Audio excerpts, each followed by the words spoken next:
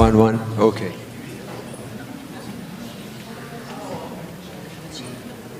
Great. So good afternoon, and we are happy and excited to have you with us here in this event of CISO perspectives and the innovation community. This is really when we are talking on this Cyber Week about so many topics that relates to cybersecurity around all the disciplines, around the governmental aspects, industrial aspects, academy, and all of these things. There are several things that are part of our core discussion. One is the fact of how we'll protect better our organizations, networks, companies, and in that sense, the CISOs are one of the most relevant leaders to share their thoughts and their needs and their concerns with us on this event. And on the other side, part of the solutions, on top of the well-known solutions that we have already for many years, part of our solutions are the innovative ideas, the startup companies, the innovative concepts and things like this. And in that sense, we are trying to combine here the two of these perspectives to hear the CISOs and to talk about potential innovation communities, startups, investments, and things like this regarding our industry. So with that, as part of the busy Cyber Week, with I guess more that are coming to join us as the main plenary has just ended. So we are happy to start this event here. We are going to have, after the greetings, 3 panels in our event. The first one will be CISOs that will share with us more of their thoughts regarding the financial sector. Later on, we'll have a panel with CISOs that will share with us more about the topic of protecting everyday's life, in which we'll hear representatives from from several companies that really represent variety of the sectors and the businesses. And the third panel will be a panel of investors and people that are part of the startup and innovation community in order to hear their perspective and how the startups are getting prepared or working towards the challenges that the CISOs are going to share with us. So this is quite a packed and interesting event.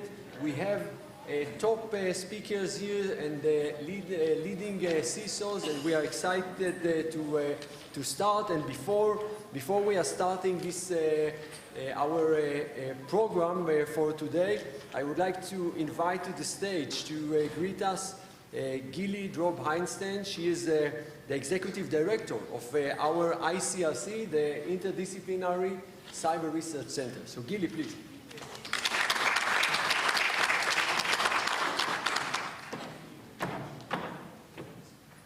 Thank you, Yaniv. Welcome to a CISO Perspective and the Innovation Community session. As the Executive Director of the Blavatnik ICRC and the leading creator of Cyber Week, we've been part of the amazing transformation and journey of so many companies here in Israel. In particular, we wish to support startups with amazing ideas. You may already know that this session is taking place alongside our startup exhibition and on the floor above. Over the years, I've watched many people leave their steady jobs, decide on an idea, set up a business, raise money, demonstrate courage and commitment, and use the Cyber Week stage to build their networks, gain inspiration, and promote themselves. The 15 startups selected to be present today show great promise and have great opportunity to really meet so many people from all over the cyber world, such as yourselves. I'm pleased that we are able to shine a spotlight on them to our local audience and all our guests from abroad. I also bring interesting and inspirational sessions to this stunning startup ecosystem like the 3 panels of CISOs and VCs that we have the chance to enjoy this afternoon.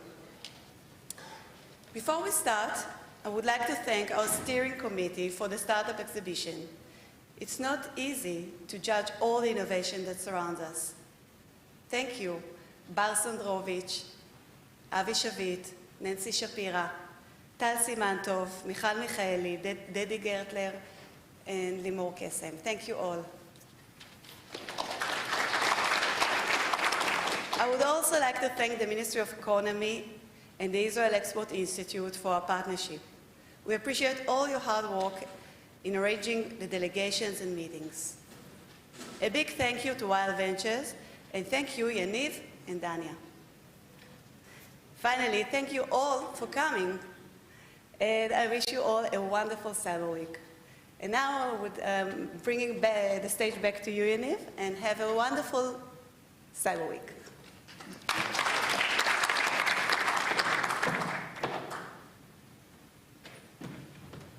Thank you, Gili. This is quite an intensive week for all of us. So with that, I want to invite, as you know, the part of the partnerships, as Gili mentioned, is also with several entities that part of them are from the Israeli government, and one of them that we have really good relations over the years is the Israeli Export Institute, and I would like to invite to the stage Nili Shalev, the CEO of the institute. Please.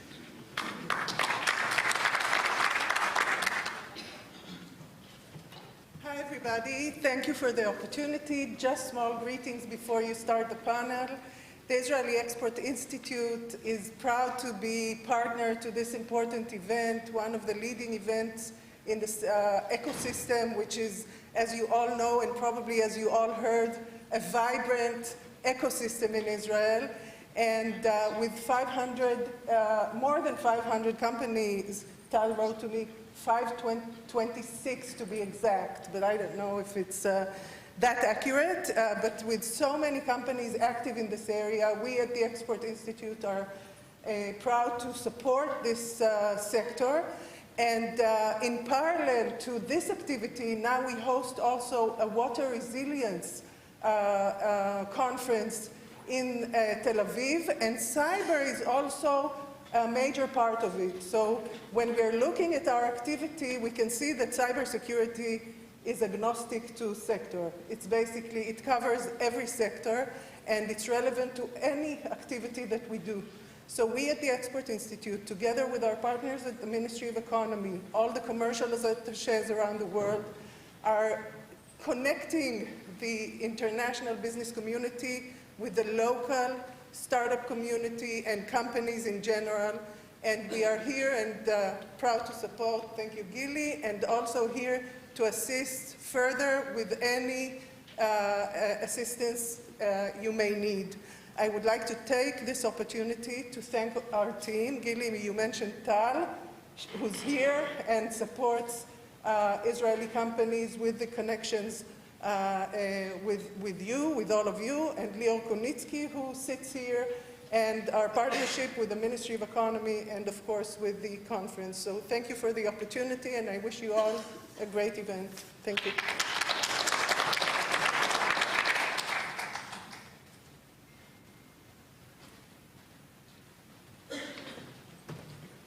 Thank you, Nili. So the last speaker to greet us before the first panel will be the representative of the INCD, our cyber directorate, and I guess that part of you already heard the head of INCD talking this morning about the vision, the agenda, and the projects that are coming, and our colleague Dedi Gertler, that will join in a minute, runs the part of the innovation and partnerships and several other strategic projects. So it's my pleasure. Dedi, please.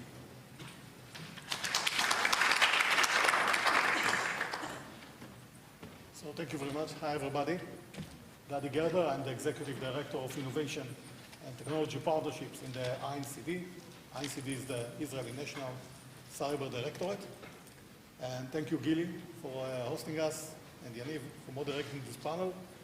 The INCD is looking in general about the resilience of the Israeli market regarding cybersecurity, how to keep it safe and resilient, to hire the borders of the whole market. We look at the whole sectors, and doing that,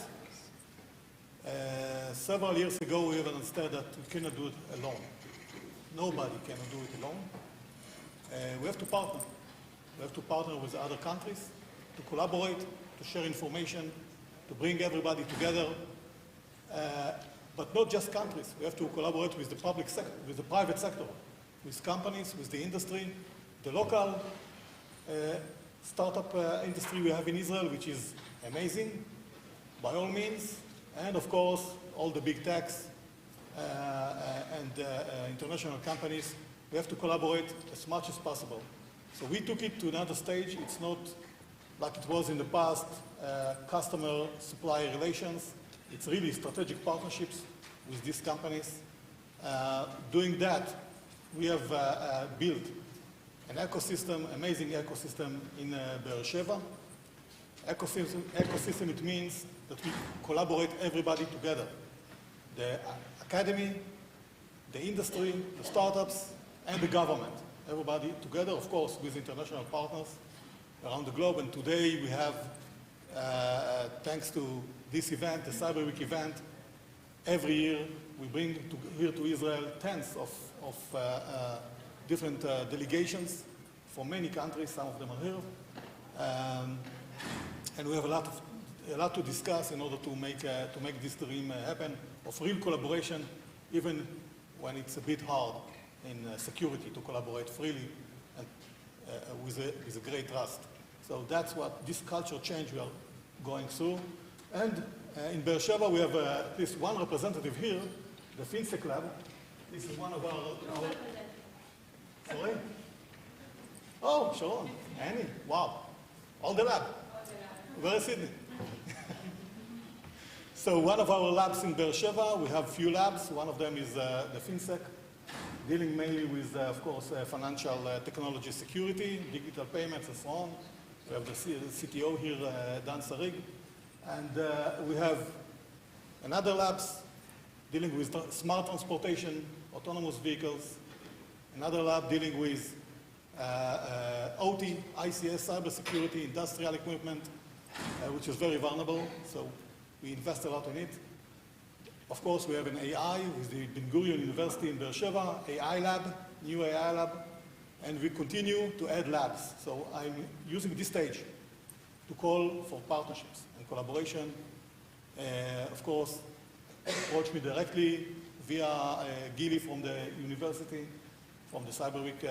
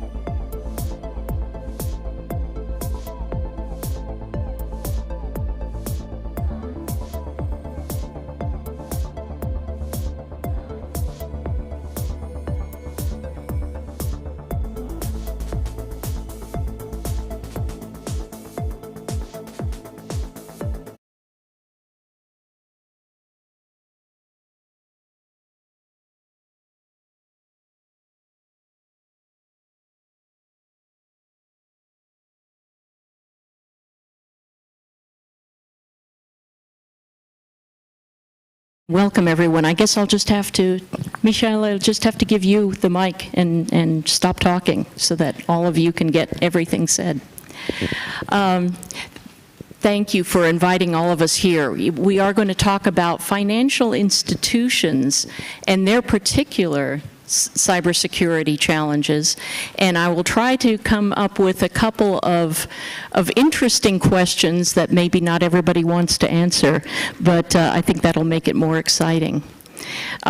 First of all, one of the things that I'm curious about is the events that we saw, the geopolitical events that we saw this last weekend, the coup that could have been an email. It was so short, and those sorts of things are market-moving events if they happen outside of the weekend.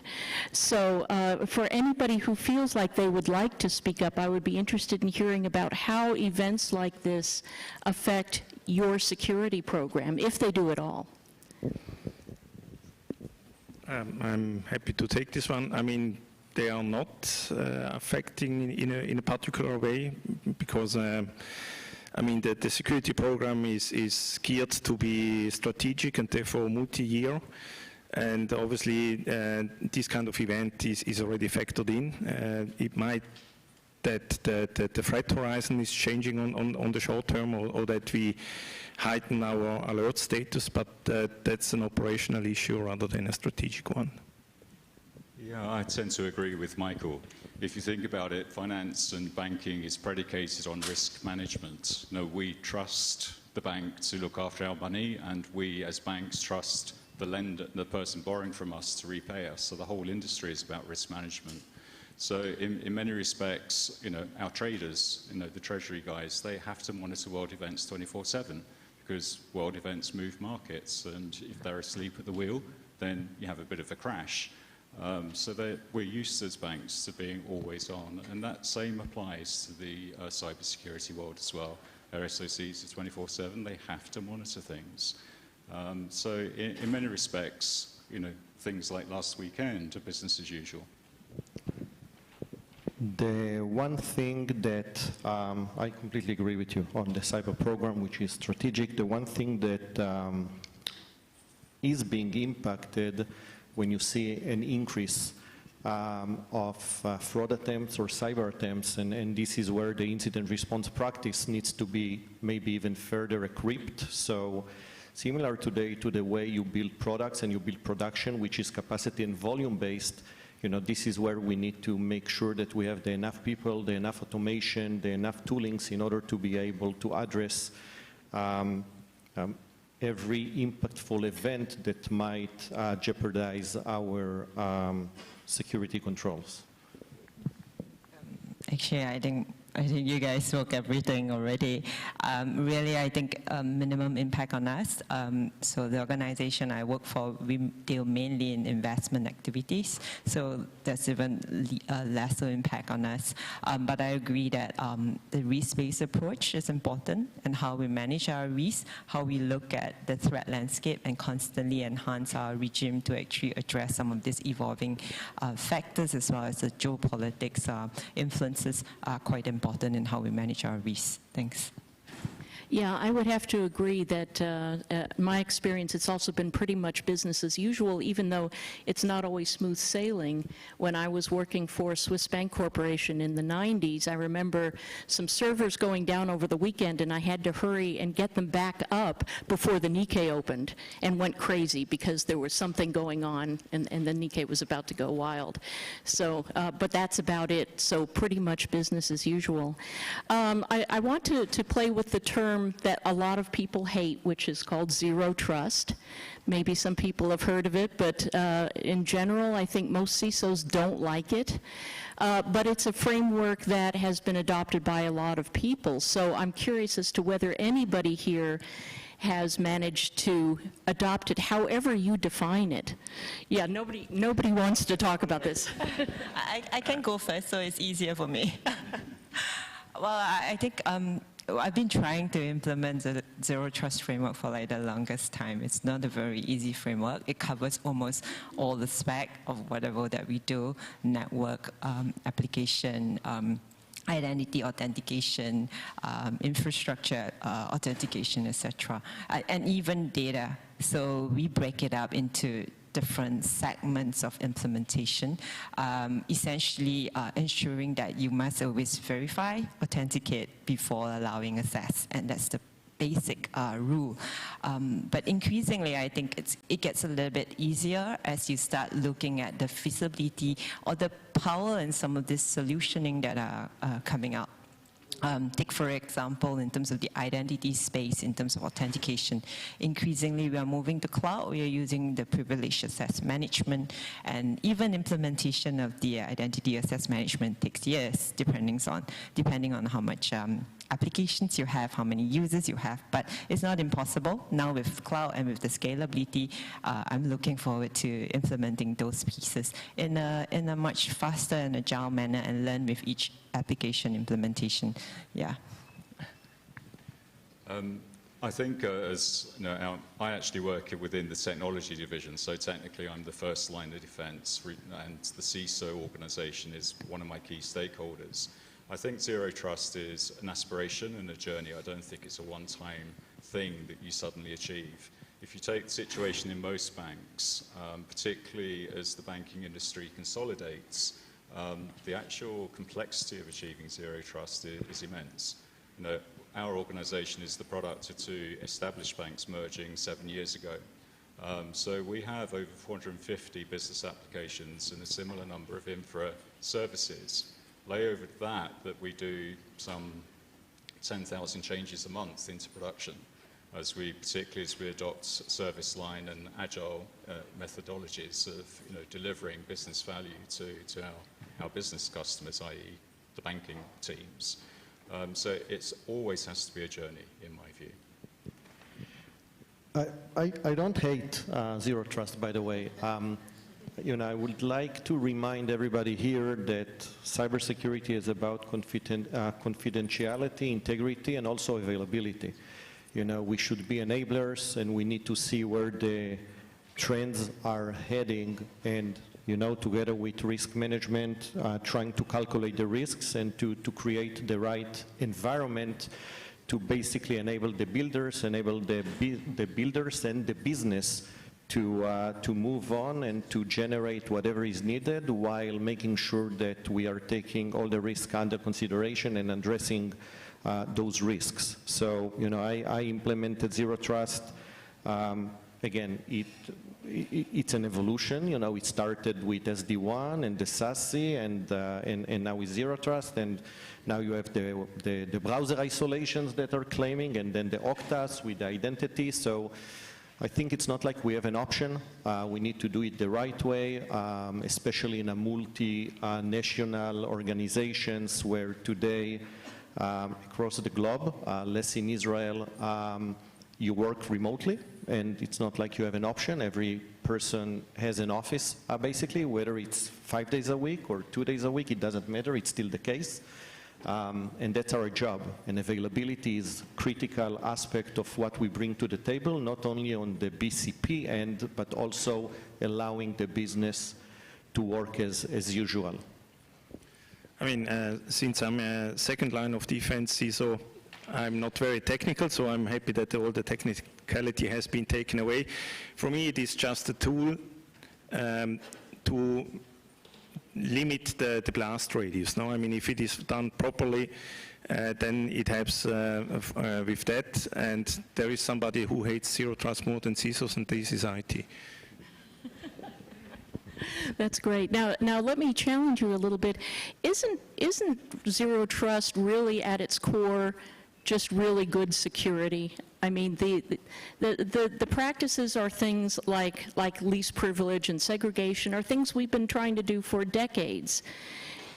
And maybe a little change is some of the technology's gotten better to be able to do this, but I suspect personally that a lot of the things that we are already doing, multi-factor authentication for one, and device health checking and so on, may be easier to integrate now, but they're not new.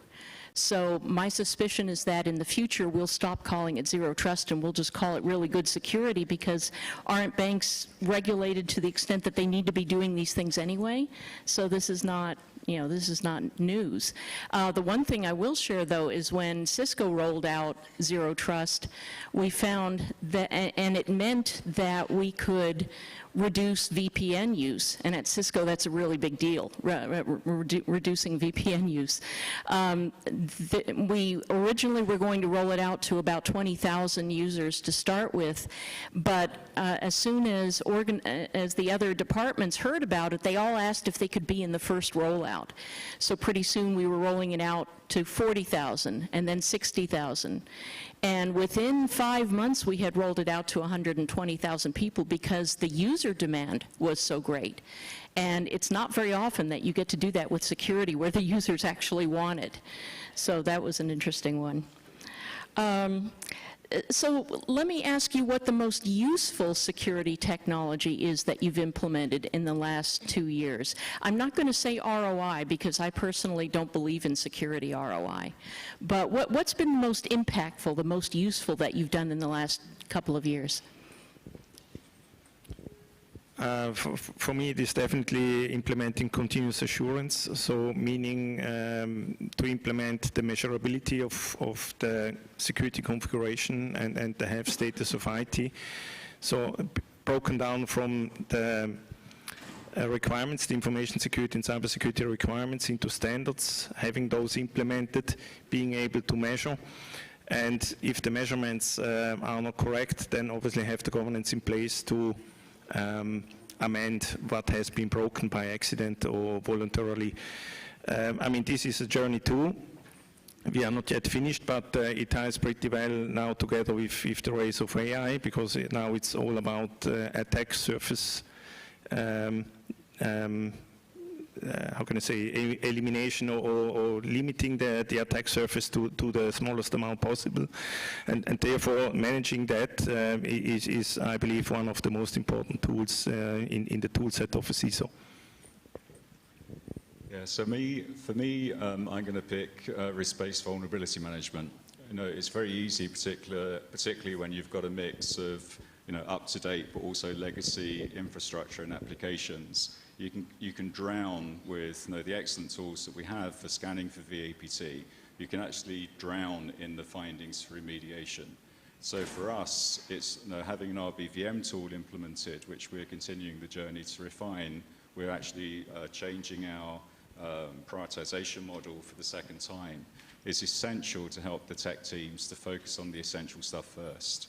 Because it's no good telling me that I've got 20,000 Log4js. I need to know which are the ones that are on the perimeter, which are exposed and exploitable, ahead of the ones which are buried deep in the data center with layers upon layers of firewalls and other mitigating controls, which makes them hard to reach.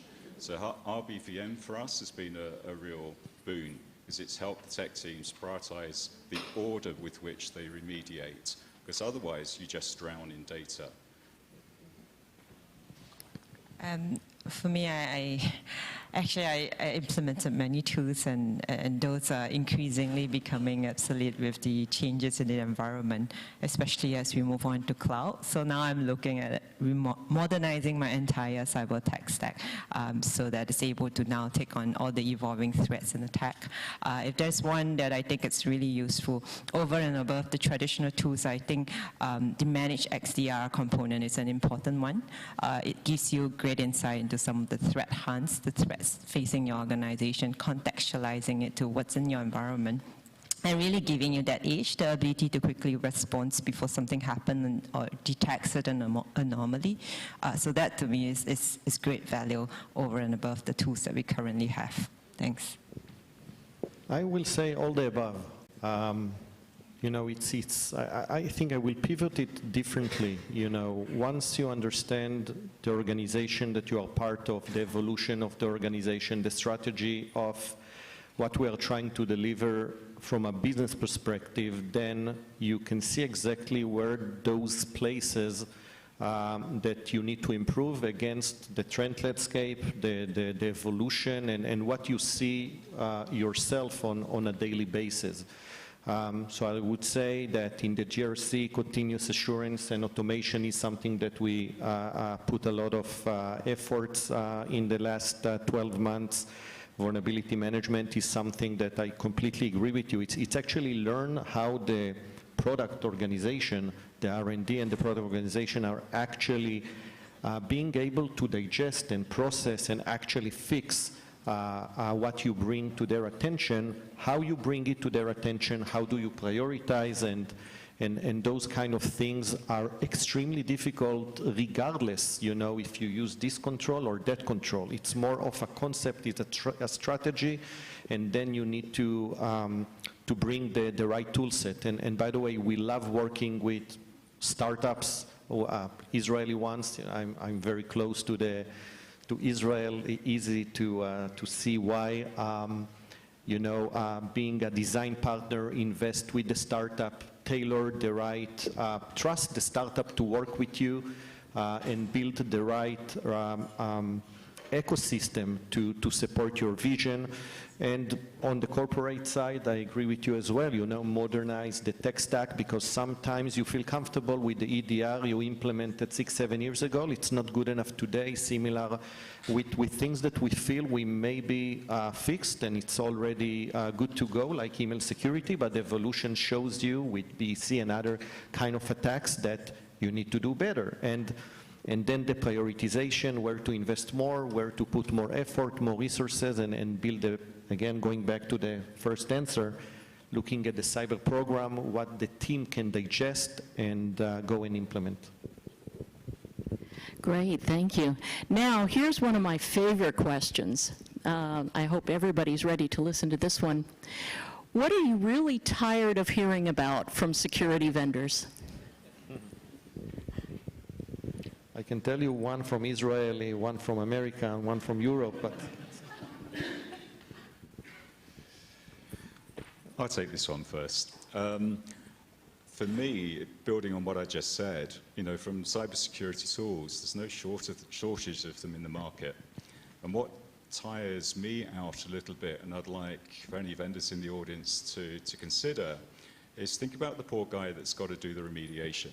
It's very easy to scan a network. It's very easy to tell me how many millions of vulnerabilities or millions of issues I've got in my IT estate. But tell me, along with that information, an assessment of my mitigating controls. Help me prioritize what I need to fix first. Very few tools do that. You know, we're actually preparing, I've been leading personally a business case to put in automation of the tech GRC across our organization. And we've got a bulk standard, you know, unified control framework. Guess how many systems execute our, you know, 300 to 400 tech controls? Any guesses from the audience? No? In order to get a single pane of glass on the health of my 400 odd tech controls, I've got to integrate at least 45 different tools. Now that's a complex migration in my integration in my book. But that's the only way I can get a single pane of glass on the health of my tech controls, okay, as a GRC person. So the overlay against that, whether the control or any vulnerability or any issue across those controls is mitigated by other things in my estate, is the missing piece. That I have to go to humans for. That's not an effective or efficient way. The second thing I'd ask the tool providers to consider is ways that you can self-heal. You know, there are some great tools that do that. They will scan and they will also, you know, help you self-heal, particularly on the endpoint. That's something we're exploiting in our organization. But that as well, I think, is a key thing to take on board. Think about the guys going to take the results of your tool and have to do something about it in order to strengthen the cyber defense of the organization. Well, I do have a motto. Maybe it's not very popular here, but a fool with a tool is still a fool. So you shouldn't really start with the tool, or you should try to understand what kind of issues your potential client has, and how would your value proposition integrate in what's already there, no? Because most often that there's a situation where the potential client has already, as we heard, lots of tools, is very reluctant to add another one. So the first thing I would look is can I solve my problem with the existing tools I do have, because the less tool I do have, the less I need to integrate in order to achieve this single pane of glass now we all are striving for. And I take out as well complexity, or even better, no? I mean, the tools that are already implemented, they evolve as well. And therefore, I would first see whatever they are, or the new release we have just implemented, no? Whatever this is now addressing one of the issues I do have. And only then, when I have a new problem, like now, no? I mean, AI is a super opportunity for startups, because right now, as a CISO, I feel that I'm going with a knife to a gunfight. I mean, it's kind of like the gunpowder has now been invented. No, right? Like now we have all built walls very high, hoping that nobody is overcoming those. And now, or let's say you have the archer with the arch, no? And we defended against the archers. Now gunpowder is here, so we have now to defend ourselves against cannonballs. And as well, the economy of a breach is changing, because right now we could rely on the fact that if somebody has already spent enough money and time in order to breach and didn't succeed, that he would go elsewhere. And with AI, this is not anymore the case, because it's automated, and if there is a vulnerability, then it is very likely that this is found. So I would go there, and this is a completely new problem we need to solve, and right now I have seen or heard not very much that would help and support me in solving this problem. I think for me it's more the fact that when they sell you the tool, they promise you with all these great benefits and effectiveness. But when it's implemented, you see that it's actually not as effective as you would like to be, or as what they have promised you. And then they will say they need time to fine-tune your environment is different, the patching takes time, the upgrading work takes time, or really they just didn't have the resources to support us further. So I think the operational, or rather the deployment, or the selection of tool may be easy, but actually really it's in the fine-tuning and the deployment of tool to ensure the effectiveness that I feel a lot of vendors are not being able to do that. To the extent that at this juncture, I believe there are companies coming up to automate or enhance that operational process for companies who require it. And when I found a company like that recently, it's really going to increase my ability to fine-tune my tools at an even better, to ensure better effectiveness. So the engineering aspect of it is something that I think the vendors could do better when they do the deployment for us. Yeah. Thank you. So I can say tachlis, you know what, nobody can solve our problems, by itself.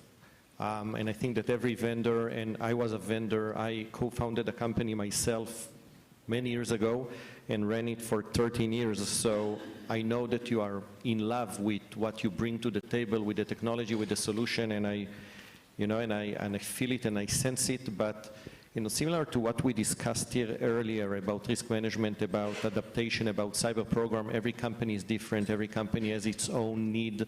In some cases, we understand that your product might be great, but we feel that we are already solid in this area, but we need to invest in other places where we feel that we are failing or not doing so well, or have to do the evolvement and the development there.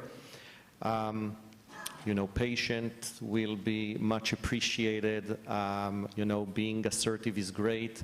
But, I once told a vendor, maybe I'm saying here something that you don't know. Again, I sold to, 600 clients when I had my startup. It's not easier to release a PO. Even when, where we have tens of millions of dollars of budget, to release a PO is a pain. To select a product is a pain. To implement is even greater pain, because it's not always up to us. There is a whole world around us, surrounding us, that needs to participate, that needs to be part of, contribute. It's a big mechanism, big system that we need to ensure that is working well together. We have to prioritize, and we adore all the new technologies, but what you believe is the best at this point for you might be very niche for us at this point. Maybe it will change in 12 months, in 6 months, in 18 months. That's why patient is a key as well. I think just to add a couple of points that come to my mind, on the rare occasions that my bosses have given me budget to go shopping for tools and products, I think it's really important. I look for partnership. I don't look just for what the function is of the tool and whether it meets my need or not. I look for a partnership. I've been around in every organization I've been in. You can have a world-class tool, but if we as the customer have not implemented that tool to its strengths, then we don't get the value from the tool. And it's very easy then to blame the vendor or blame the tool itself rather than blaming us for misunderstanding how to get the best from it. So look, I think if you're a vendor, and particularly if you're a startup, maybe you don't have the bandwidth to support, to the same degree of partnership than a big multinational has. But for me, that's an important aspect about the long-term relationship. And linked with that comes with the honesty during the sales process. If the customer or prospective customer is asking of your product something which you know in your heart of hearts it doesn't really do, or it will be a stretch and bending the architecture of the product, be honest about that. Because otherwise you're just inviting a load of pain for yourself and a load of dissatisfaction from the customer ultimately. And linked to my point about helping the customer get the best from your product, and linked to the partnership thing, is having some sense of quality assurance. Has that customer truly implemented and exploited the full functionality that your product can give? And I think that's also a key success point. If you can offer that to help us as the buyers of these products get the best from them and use them in the best way, then I think you've got a good recipe for a long and successful relationship. Great. Now, from my perspective as a former analyst who spent a lot of time talking with Israeli startups, I just have one small request. Please stop telling me how wonderful it is that you were with 8200. Everybody was with 8200. Just about everybody. It's not a big bragging point anymore. But the other thing that I think is not. We've heard a lot now about honesty and making sure that your customers are making the right use of the tool that you have and taking advantage of it and not blaming them. I really like the point about remediation, because it's very easy to scan and scold and point out problems. That's what most of the startups in the space are doing, pointing out your problems and then saying, hey, good luck. So, or just saying, as a solution, well, just block it. You cannot do that. Blocking is breaking, especially in financial institutions, especially in a long-lived legacy environment where you're not really sure what's going to happen if you block something. That's not a good answer either. You're like, No, I just want to say that I'm from 8200 as well, so. Yeah. Oh, I feel I'm probably the only one who's not from 8200. Oh, you too. Yeah, good. All right, and final question, how are you dealing with AI use in your organization, inside your organization, and by your third-party partners? Because personally, I'm looking forward to AI. I cannot wait to have more software to patch.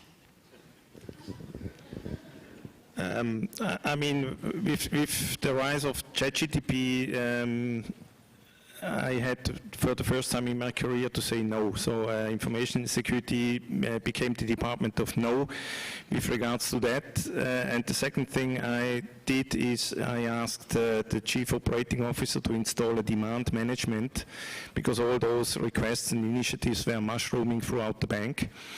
And therefore I asked to have a demand management in place, that would bundle all these requests. And my most, how can I say, and I used not the argument of security, but I argumented financially wise, that if we would bundle all those requirements, obviously, of course, we would save the bank a lot of money, because there were similar requests, and bundling them and implementing just one solution would save money.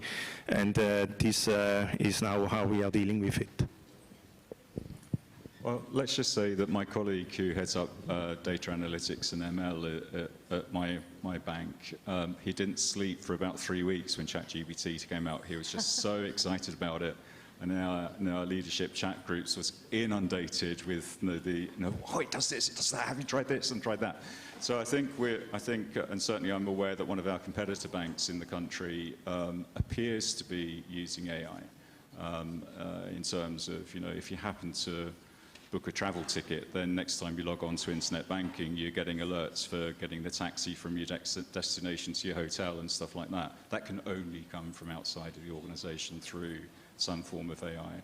So I think we're, unlike yourself at the moment, our CISO hasn't been slapping it down, hasn't been shutting it down for us. I think there's potential with wise use to, for it to be business generating value add, or not just business generating, just a value add as part of excellent customer service and customer centricity. Stepping back from AI, I do applaud the more ethical debate going around.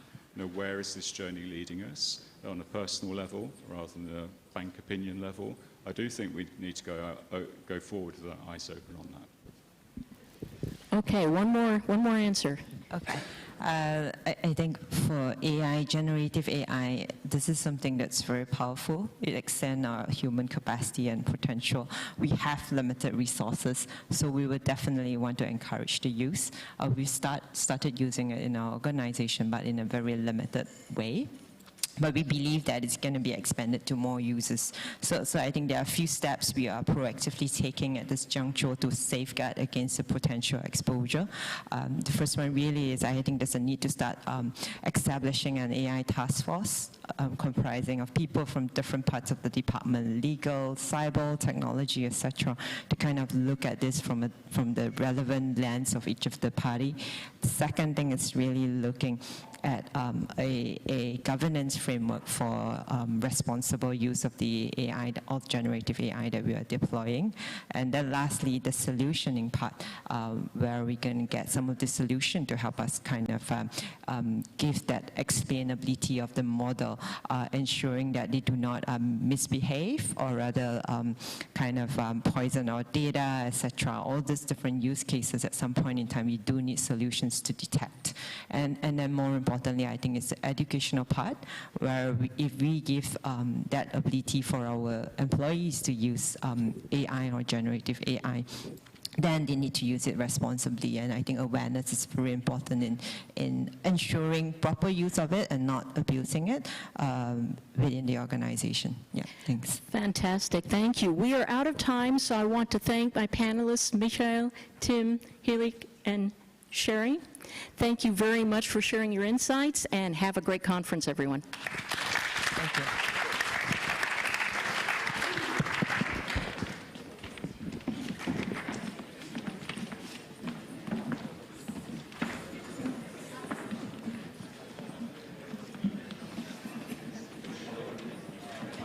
Great. Thank you, Wendy, and thank you, the 4 panelists. And this is really great to hear.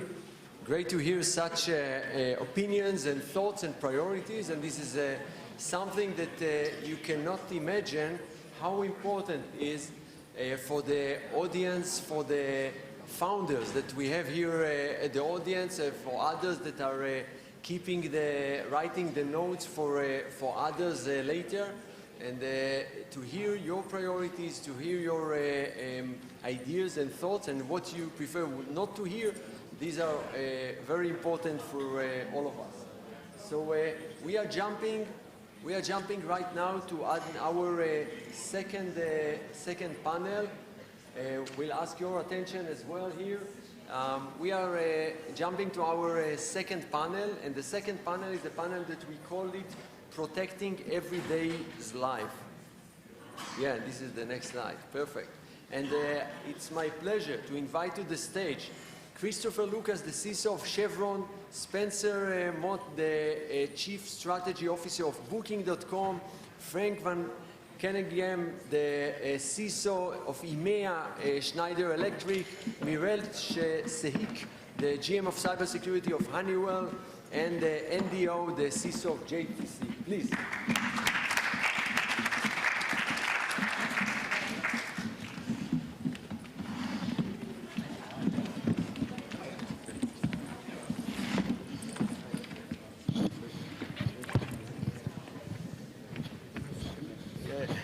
Great. So this is really a pleasure to have you with us, and I think not every day we have the pleasure to hear such a group on the stage. And so I have here on my page about 5 hours of questions to ask you, and I will I will pick only kind of several samples, and we'll try to do it dynamic and quick. And I will refer part of the questions not to all of the panel, but to part of you. But let's start first with a quick round of say a word about yourself and the organization, because maybe part of the audience are not familiar exactly with this. So let's start with this round, please. Okay, thank you. Thank you everyone for being here. And my name is Miral Sehik, if you can't tell by the accent, originally from Australia, now based in Atlanta, US. My job, I've got a dedicated team, wake up every morning. All they do is think about protecting critical infrastructure environments. That's what we do at Honeywell. We're an OT-based company, and that's what we do in terms of my roles and responsibilities. I run that practice globally. Thanks for having me. Yeah, hi everyone, my name's Spencer Mott. I'm the Chief Security Officer at Booking.com and at Booking Holdings. That's a group of 8 companies, including 2 financial services companies in the travel and hospitality sector. So hotel rooms, homes, restaurants, that kind of stuff, taxis, flights. Yeah, I work out of Amsterdam in the Netherlands, team of about 500 folk. Cyber being one pillar of 7 pillars, including fraud, crisis management, safety, physical, disaster recovery, business continuity, 1,000 reasons to get fired, basically. Hi everyone, greetings from Singapore. I'm Andy. I represent JTC Corporation. So JTC Corporation is the industrial landlord in Singapore. We do industrial land planning, okay, building of industrial estates, renting out of office spaces to MNCs, to small to medium enterprises and the likes. And we don't stop there. We actually become the managing agent of the buildings and the offices that we rent out to all the organizations. So it's end-to-end. And basically, I hold the cybersecurity portfolio in JTC. We are split into risk and governance, security operations, and security engineering. Thanks. My name is Frank Van Keneghem. I'm a CISO of Schneider Electric for EMEA. Schneider Electric is providing OT and IT energy managing solution. And we are in charge to support our customer and also to try to create efficient solution to protect install based on the next solutions. Great. Good afternoon. I'm Chris Lucas. I'm the Global CISO for Chevron Corporation. For those of you that don't know Chevron, we are about 2 years ago purchased Noble Energy here in Israel, which is now Chevron. We operate some very large platforms off the coast here that provides a significant amount of energy. So Chevron itself is an integrated energy company. We're in 180 countries. We do the whole full scope of energy from exploration to the movement of energy, which is pipelines and ships, down to refining and marketing. We also have a fairly significant renewables business as well as carbon capture. So really pleased to be here and looking forward to today's discussion. Perfect, thank you. So I will start with asking if you can say what are the 2, I would say, high priority issues that concern CISOs of corporates these days, and maybe I will refer first to you, Chris, about this. Great, yeah. I was disappointed I only got 2. I have multiple. As I thought about this, there's really, I'm going to mention 3 actually, but the first one is in OT security, and we have Schneider and Honeywell here as partners, but there's a dramatic need to improve OT security across the board. You need to look no further than Pipedream, the malware last year that targeted 12 to 13 different natural gas providers in the United States, on how serious things can get. And so Chevron's made a significant investment in OT security, but it's one of our key focus areas. The next one is third-party risk, and I can use incident data to substantiate this, is we've seen a significant uptick in third-party incidents here at Chevron. That's because we rely on a great ecosystem of suppliers that we use from a cloud perspective, also suppliers from a data perspective, and so really needing to strengthen that whole third-party ecosystem. And the last one, I think, and it's really applicable to everybody, is regulation. As you look at the environment we've operated for the last 3 years, it's the most dramatic threat environment we've worked in, but it's also the most dramatic regulatory environment. When we operate in 180 countries, we have regulations hitting from each area. I would tell you personally, I spend more time working on regulation right now than I actually do on cyber defense. And so we want to try to make that a little bit more balanced. Great, thank you. Would you like Spencer to give your take on that? Yeah, sure. Yeah, don't mind at all. Actually, so this is coming up my 20th year as the CISO. I don't think it's changed much, to be honest. So I think, I always call back to things that you don't have direct control over, and they tend to be the fundamentals in IT, right? So I would say, number one, understanding and contextualizing the estate that you own and you're accountable for. So more than just asset discovery, within that I would put attack path mapping, criticality of assets, that whole discovery piece and management piece, policy setting, et cetera, et cetera. And then secondly, I would say probably architecture, for one of the broadest description, is how is your network, your application stack constructed? What is it speaking to, and who basically has control over management of it? How does the fabric look like, and what does it look like from legacy to modernization? So they're the two. If you were to ask me the two strongest capabilities, if you had no money in your program, but you were able to pick two capabilities, I would simply say you'd build a red team and you build a incident response team. I mean, they're two of the most important capabilities, I think.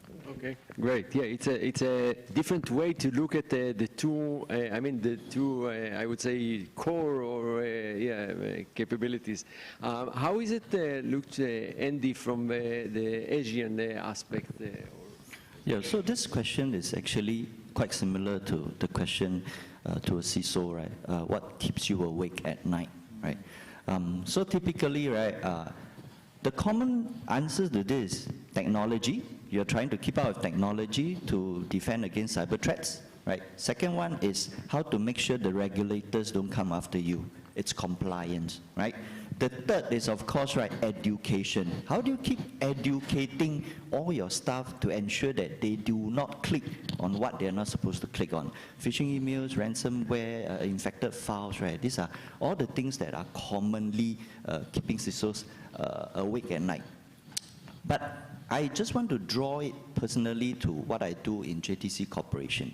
So like I mentioned earlier, right, we actually manage the office buildings, right? So how do we manage the office buildings? We take care of access control.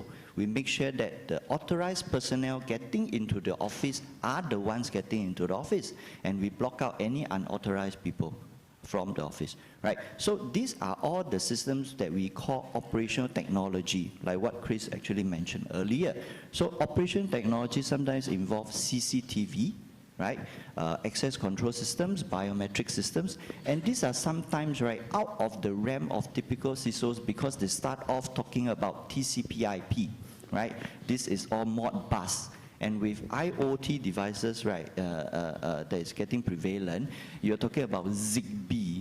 So all this kind of terminology, all this kind of technology is actually something that the new era of CISOs need to take a look at and learn and be aware of the technologies to prevent cyber threats against all this. So that is what is keeping me awake at night, to understand all these new technologies that actually crosses between the cyber and the physical realm.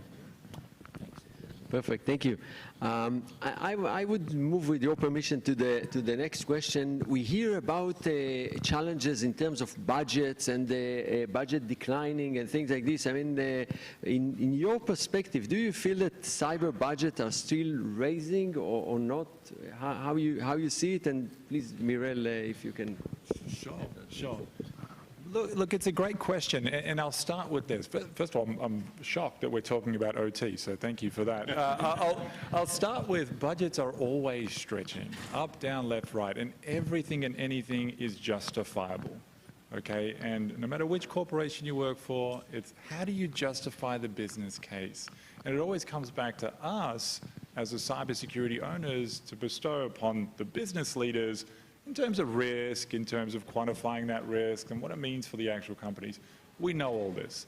So when I think about budgets and budget constraints, I like to put them in two separate buckets.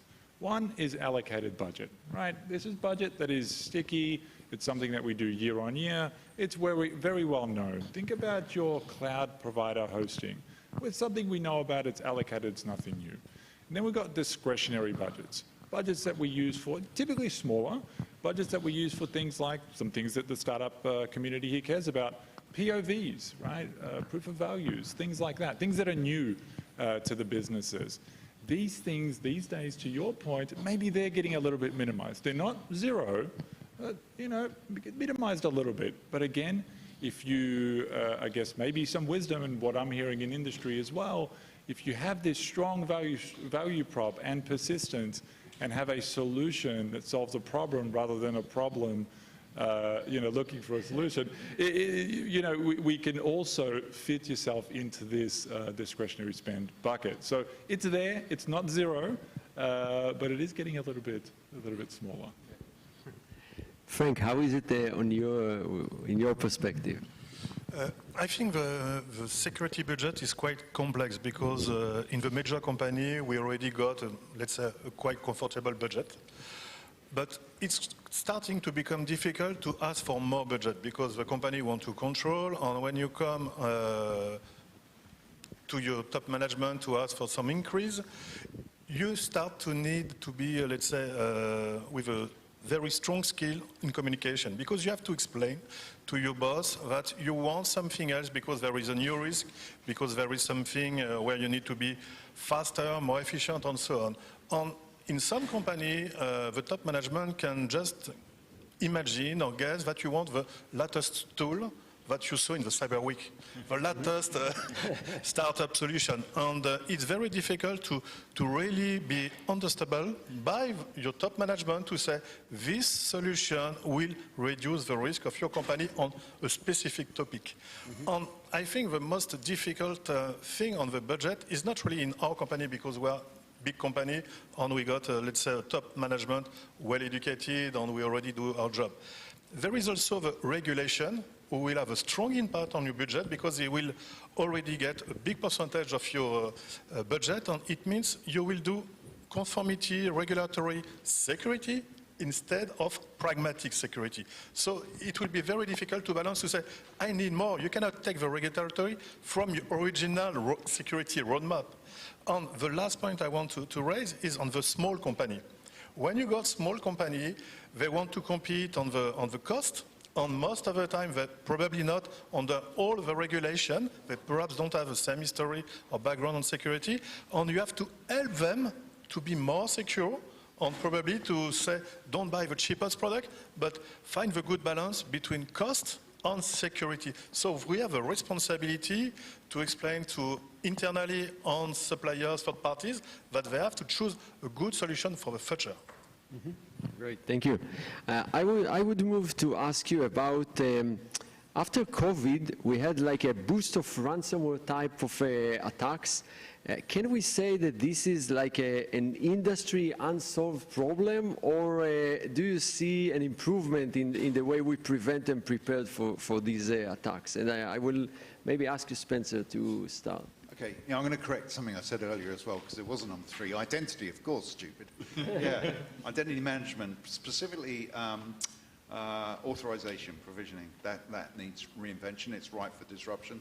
Just want to get out there in case you're thinking, well, why didn't he mention that? It's so obvious.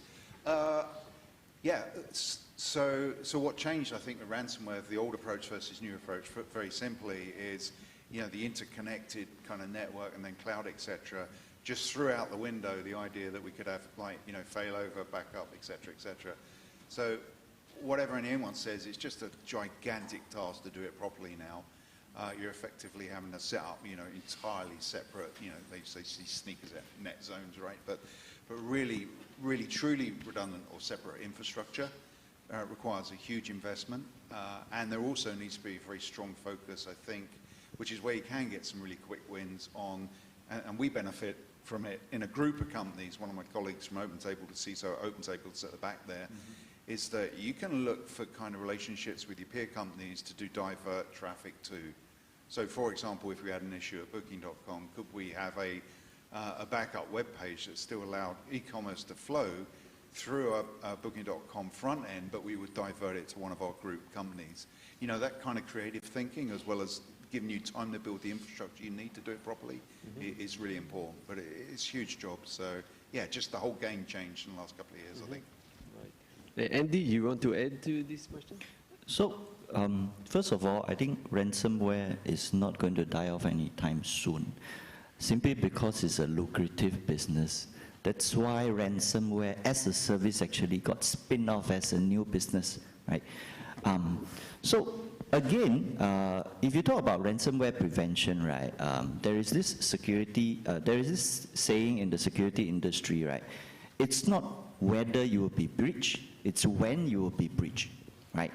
So there's no 100% prevention against ransomware, right? You can deploy the best technology to prevent against malware, ransomware, as so-called recommended by the vendors. But there's no 100% solution that nothing will get in, right? So actually to prevent against ransomware or to mitigate against ransomware is really your recovery process. Make sure your backup process are all concrete, right? Make sure that when the ransomware actually hits you, you can react very fast to contain it to an isolated segment. Don't let it propagate to the rest of your environment, and make sure that you have proper backups to really recover from the ransomware incident as much as possible, so that you don't have to pay any money to the hackers, right? So I think that it's the main focus of how to tackle ransomware. Make sure you can recover as soon as possible. Thanks. Thank you. Mirel, any additions on this? Maybe just two small things. That could be big things, but one, ransomware, the vectors and where they're attacking, we've mentioned OT, so we're seeing a lot of critical infrastructure attacks occurring. That's one thing, which of course disrupts a lot of industry when OT goes down. And then the second thing, we mentioned it's lucrative, and it is, but what people are now starting to do, people being the threat actors here, they're starting to actually look at the data in a different way. What is the IP that I've captured from my specific target? Oh, I've breached a hospital. I've got this IP or these hospital records, and typically the approach is, I'm going to threaten the person that I've breached, the corporation that I've breached. I'm going to extort their, send some of the data out to the internet, make them to pay a high price. Now they're going to the dark web, deep web, and they're looking for a higher bidder for that data. So it's not just hospital data and IP, it's IP theft as well. So that's an interesting new trend. Yeah. It's giving the market to price the data, right? Yeah. Good. We call this event Protecting Everyday Life, and especially, critical infrastructure and OT was mentioned here. So regarding this part, if you want Frank to give kind of a specific, perspective about this. Yeah. When you're, let's say, running a company who provides some device to critical infrastructure or just infrastructure, it's really a good threat vector for any attackers, because you can create a disorder quite quickly. Especially on the device, you will install the device for quite a long time, and probably with very different technology during the time. So it's really important that we can, let's say, educate our employee who face the customer and to explain, to educate how to manage, to do the maintenance, to take care, to not do, let's say, risky, let's say, service or approach. And we have also to improve the relation with our peers, with the regulators, to the National Security Agency to provide an efficient way, and pragmatic way to improve the global security. And it's really important that between the different companies, we don't think we have to compete on the security point of view, but to work globally, collectively, to improve the security of everybody. Mm-hmm. Great, thank you. I want to raise another case. We had a famous event regarding responsibility and liability in our industry during the recent year with the Uber CISO issue. Do you think that this is a significant milestone or not a dramatic change? Would you like to take this question, Chris? Yeah, great. So, yeah, I wouldn't call it either, actually, and I think it's a good learning moment for all of us. I was actually able to hear a debrief on this last week, and obviously with anything like this, there's a lot of gray space, but I think things that we learned, one is you need to build very, very strong internal relationships with legal and executive management. Transparency always wins, so being as transparent as you can. I've very few times found corporations that get themselves in trouble when they're transparent. So that's next thing from a CISO perspective is document. Document what you're going through. You're going to want that later on, be it a medium or specifically a large-scale incident like this. And then prepare. We do a lot of drills at Chevron. We prepare for these events. We learn something every time. And applying those learnings is hugely important. So we've really built some internal relationships that didn't exist perhaps before this around understanding roles and responsibilities, how things need to be reported, when they don't, when they do. But again, I've kind of leaned on, I would over-report than under-report when it comes to some of these significant incidents. Great, thank you. Mirel, would you like to add something about this? Governance, roles and responsibilities, accountability. I mean, this was an interesting learning moment for everyone, like you just said, Chris. And I think the CISO's responsibility is only expanding. We've probably talked your ear to death now about OT, but OT is becoming more and more often responsibility under the CISO. The second point, when you think about the regulatory framework environment and what's happening, particularly in the US with the SEC Rule 10 that's being talked about now, where does that governance lie?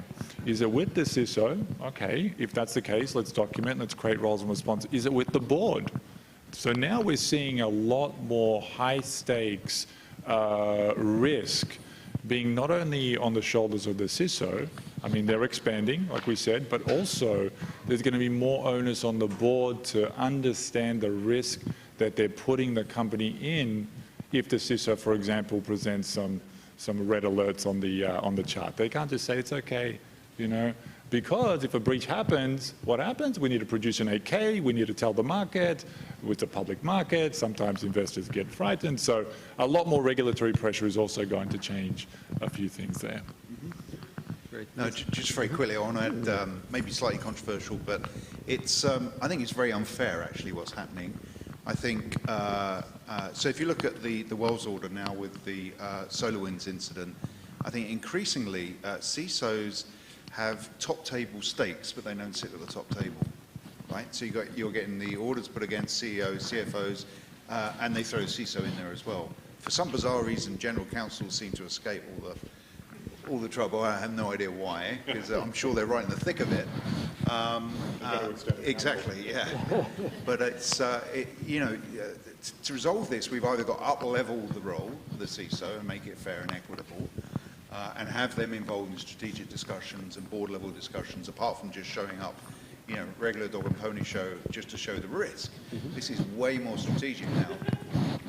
So right, I agree. And by the way, I can tell you, Spencer, in one of the tabletops exercise that I was, suddenly during the event, the general counsel, she stand up and said, "Am I going to jail now?" And you could see as if she's like facing a real event. I'm sure that after the exercise, she would go and check all the relevant questions and things like this and be prepared, and it shows the importance of such an exercise. But Andy, you wanted to add something. So maybe I add another perspective to this, right? If you actually look at the case, right, it is actually a cover-up case, right? The Uber CISO actually covered up the payment of the ransomware to the hackers as a bug bounty program payout program, right? So this morally is actually wrong. Right. So I actually want to tap onto what some of the panelists mentioned about accountability. Right. It's a board-level decision whether the company will pay a ransom or not. Right. It's a board-level decision. All the senior executives should make the decision together whether you pay the ransom or you actually react to the ransomware attack. So if all accountability is actually there, you keep it in the books, you keep it in the records, right? The CISO is not the single one person making that decision.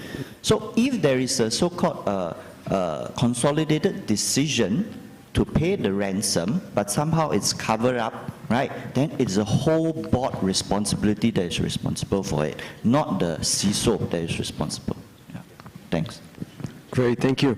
So you could guess that AI will appear in our list. So AI is so popular in every cyber discussion these days, and maybe in every discussion at all. So do you feel that this takes a real part in the CISO's focus, or this is just a cool topic for discussions and panels? So maybe Spencer, would you like to start? Quick, so I'll talk to I think, well, generative AI is going to turn our business on its head. I'm absolutely convinced of it. I really don't know, between kind of fear and excitement, where one day I flip between the two. And of course, the business is up and running with the technology now. And we have to kind of think about, some of the basic principles are the same in terms of how we architect the solution. But just the proliferation of it, and that people are going to do stupid things with it. And that's just from a business context. Add on that the adversary, right? He's going to be weaponizing the technology. And at the same time, I've now got to build tools in-house and also look at solutions that are going to help me, manage the risk. So it's just, it's piling on the work. And by the way, we're still managing kind of legacy risk as well. So, I tend to be a little bit more on the apprehensive fear side, but also really excited about it. Mm-hmm. Yeah, great. Thank you. Frank, would you like to address this? Yeah, I think on the AI, it's quite difficult at the moment because all the vendors are telling they put AI, wonderful AI in the product. So it's very difficult to understand why there is a very, let's say, efficient added value about AI in the different solutions. But anyway, we need to take care about the AI because we have a shortage of human resources. So we need something to compensate, in a way, the shortage of resources. Also, we need AI to support the way that the human will get some fatigue on the daily, let's say, management of vulnerability incidents and so on. So it's important, we got some AI, we promote the AI, but we have to be, let's say, we have to take care about what we can expect from AI. Mm-hmm. And especially, we need to get at least some human control about how we will use the AI now and tomorrow. But we need the AI, and it's very important, but we have to take care of what we believe and what we expect from the AI. Mm-hmm. Yeah, great, thank you. We have here during Cyber Week deep discussions about AI, and I guess that everything was covered. I mean, the opportunity, how to protect AI, how to protect the data, the trains, the machines that are part of AI, and the generative AI, and of course how AI can help us to secure our organizations, and unfortunately how it can help the attackers to better attack us. So all of these aspects, I guess, also you think about them. I want to ask.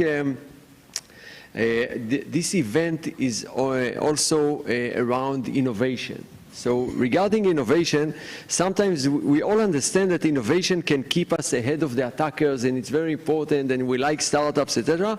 However, sometimes corporates are not so easy to implement innovative ideas in their production networks. So what is the right way to navigate in this journey of innovation for cybersecurity? Would you like Mirel to start? Yeah, absolutely. So let's go with the old adage of solution looking for a problem, problem looking for a solution, right? Start with that and think about, if you are a startup, think about before you develop your product, what's your market? What's the segment in that market? Not just your TAM and SAM. This is all things we know, but how are we segmenting that market? Who are we going to go after? And immediately that light bulb will go off and say, you know what? Maybe it's this that I need. Then when you know that it's this, find through a warm lead. LinkedIn, by the way, is great. We're messaging 100 people and everything. But the warm lead will get you a lot of substance, right? And events like this help a lot to find co-development partners, to find these innovation partners in usually large organizations. Because like we spoke of in the budget side, there is that slither of budget that's still available most times to go out there if there is a solution for a problem to co-innovate. So you don't need to have everything fully baked, right?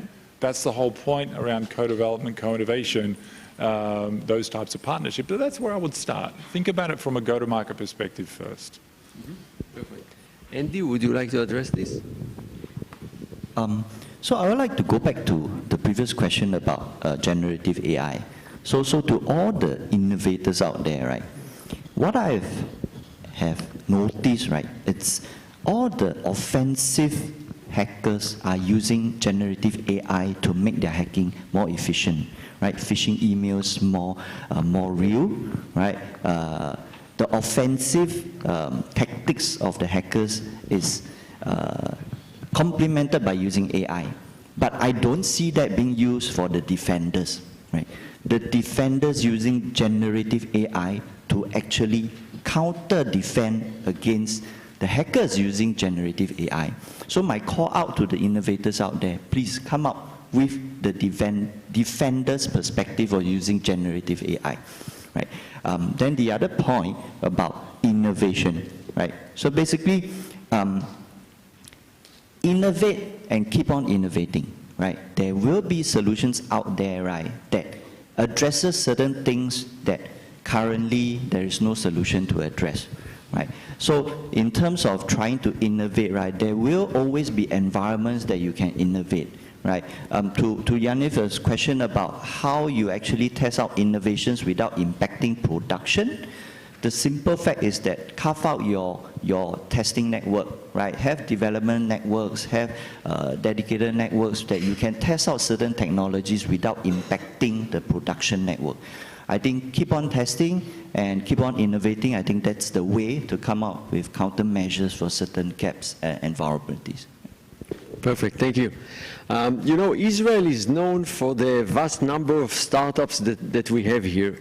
How you experience this, and what are you looking to find when you come here to Israel, except good restaurants and, you know, high-class places? Yeah, so Chris, would you like to start? Yeah, great. Well, I found a lot of restaurants. I've been here for, I think, 9 days now.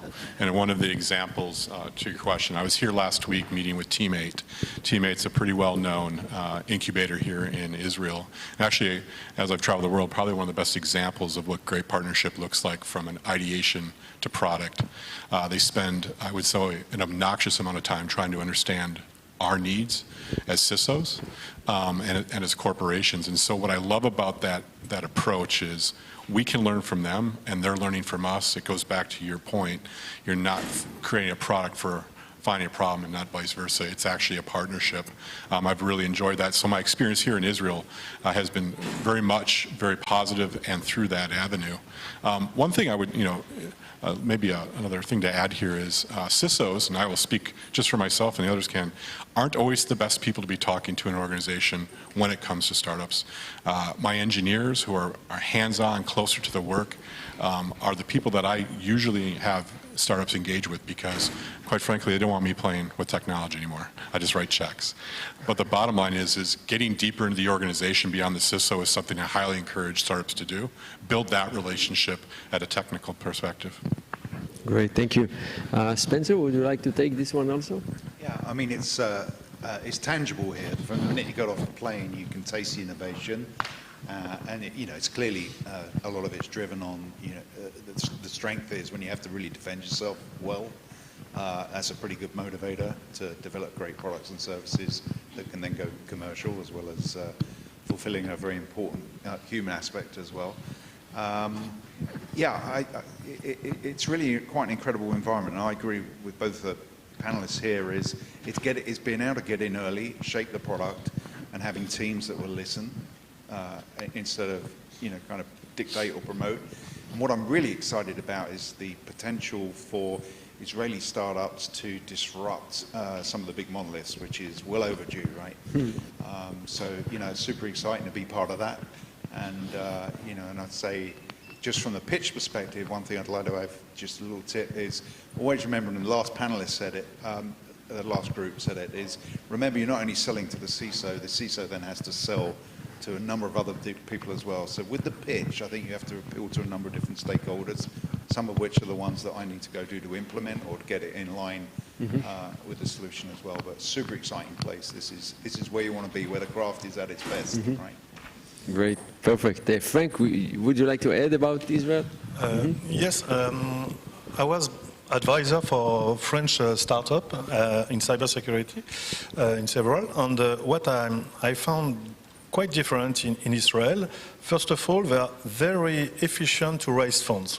And when you got a startup with a good idea, and there is no doubt there was a good idea in Israel, but also somewhere else, in other countries, it's quite difficult to raise funds. And if you cannot raise funds, you cannot attract people, you cannot, let's say, prove and show that in a couple of years you can be 10 or 100 times bigger than before. And it means your small idea can become reality. In many other countries, it's very difficult to do such a thing. The other point, in Israel, most of the startups really focus on the ecosystem. They want to communicate with other solutions. And if you have one solution, only expert on one point, and not connecting to something else, there is no need. It's just a lab testing or something else. We need something connected to something else to create their own ecosystem and to grow by themselves. Great, thank you. Any tips or asks that you have for the innovation community, Mirel? I think if I could also just add one small thing. I know we're running on time here for the other. One thing I've seen, being an advisor to some startups here, one thing that I've seen is the Israeli startup community, unlike some others maybe, they're willing to take advice, true advice. Now, we can tell you, all of us here on the panel, we don't know everything, right? No one knows everything, but collaboratively, you're willing to take on advice, which is fantastic. So there's no love lost between the advice given a lot of the times in these communities. I'm telling you, that's very rare. Lots of people get very defensive, this is my thing, but you take that advice and you do, which is just fantastic. By the way, good beaches as well.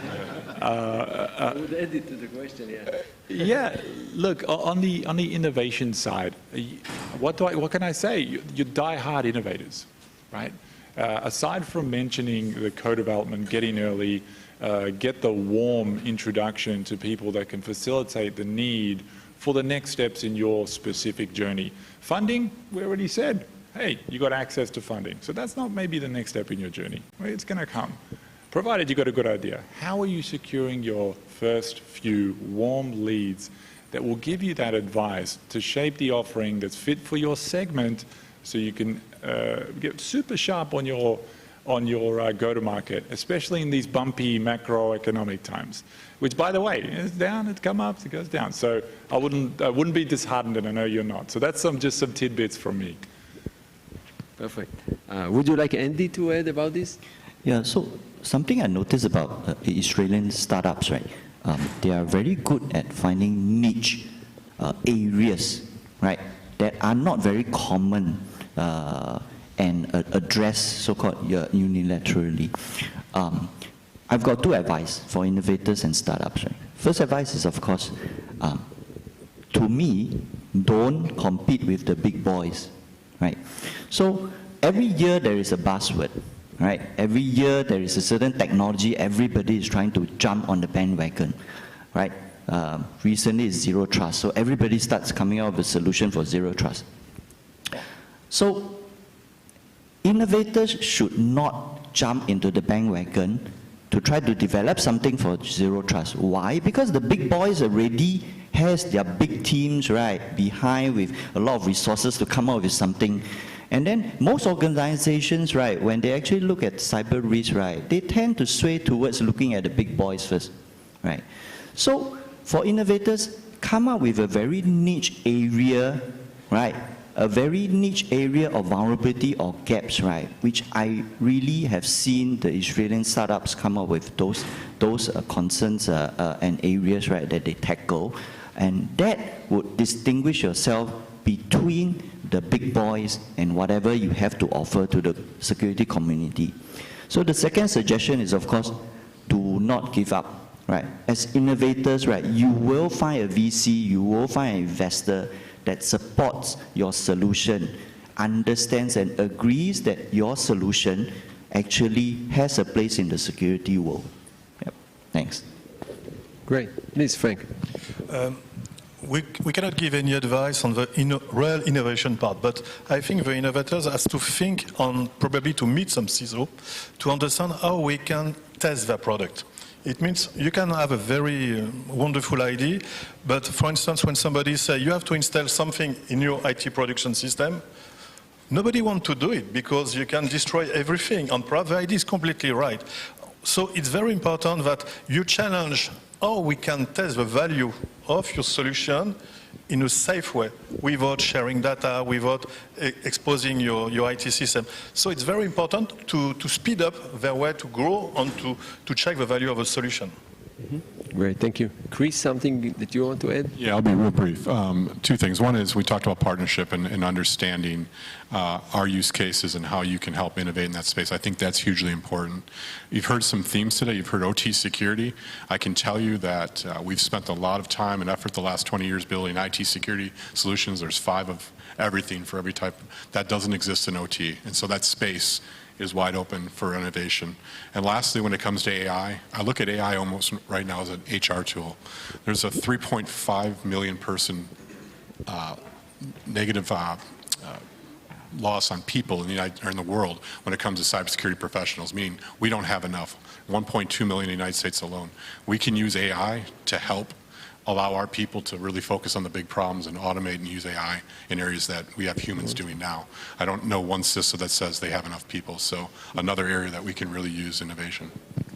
Here's a quick one, Israel. One of your superpowers, I think probably through military service, is the diverse teams, right? So, you know, with really technical, so engineering bias and then diverse teams. So, you know, engineering folks, keeping the sales people away from us, having great discussions around how to develop products and services, and then very, very strong female representation with all the creativity and ideas that they come to the table with. That's really powerful, and zero, well, I've experienced zero kind of testosterone bullshit that you might have to deal with, you know, in other places. So that's really, really strong. So never lose that. It's really powerful. Great, thank you. We have time to take 1 or 2 short questions from the audience. Would you like to add? Please.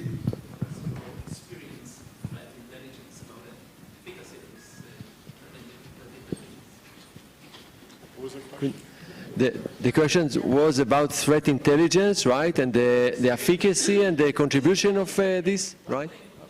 Mm-hmm. Yeah, who wants to take? I'll add it. Yeah, very effective. I think you're blind if you don't have a threat intel source.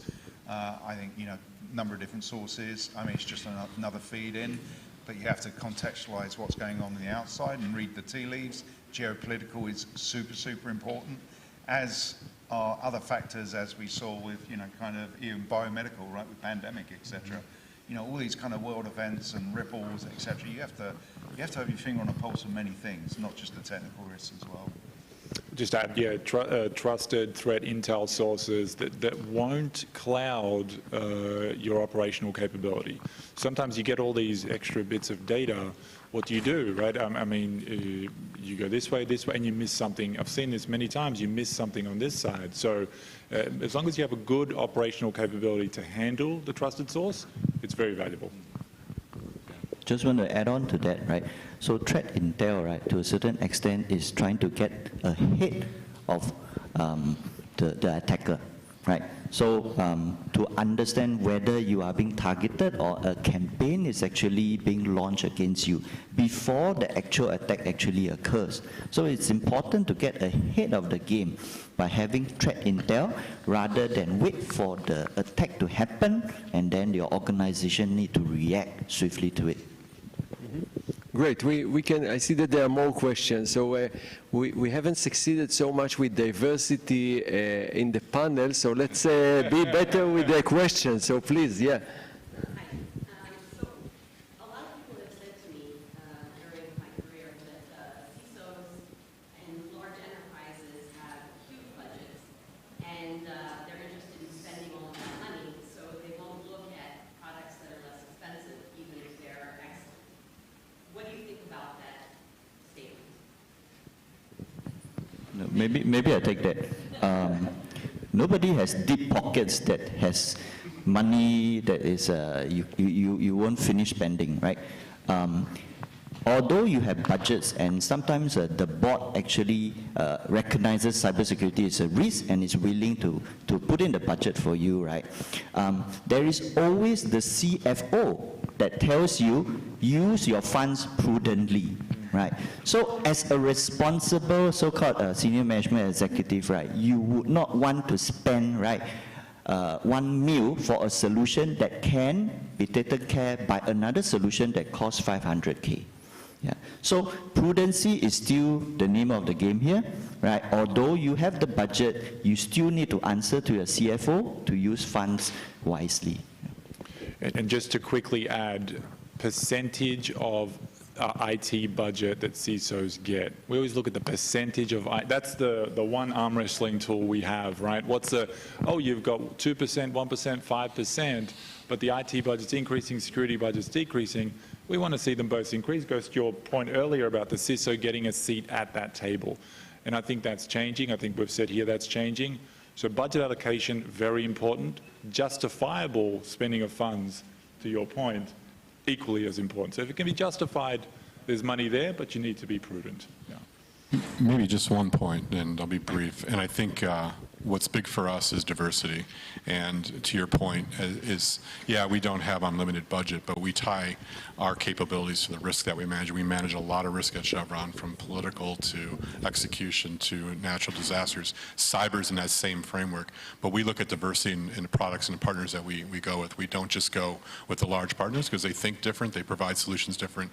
We also don't want to get locked just into one ecosystem. So that diversity in solutions, that diversity in partners, huge for us. Perfect. I will take last one question, please.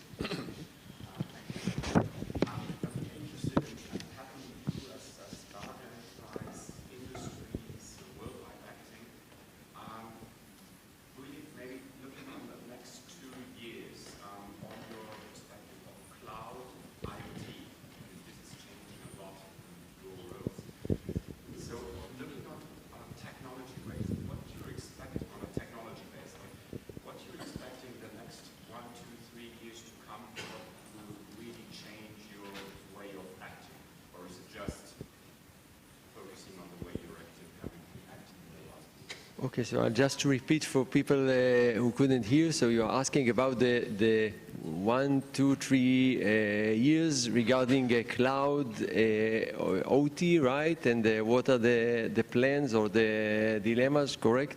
Okay, who wants to take?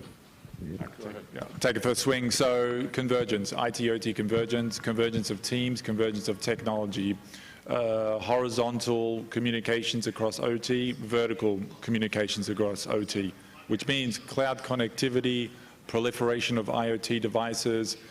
That's going to happen. I mean, it's already happening across industry.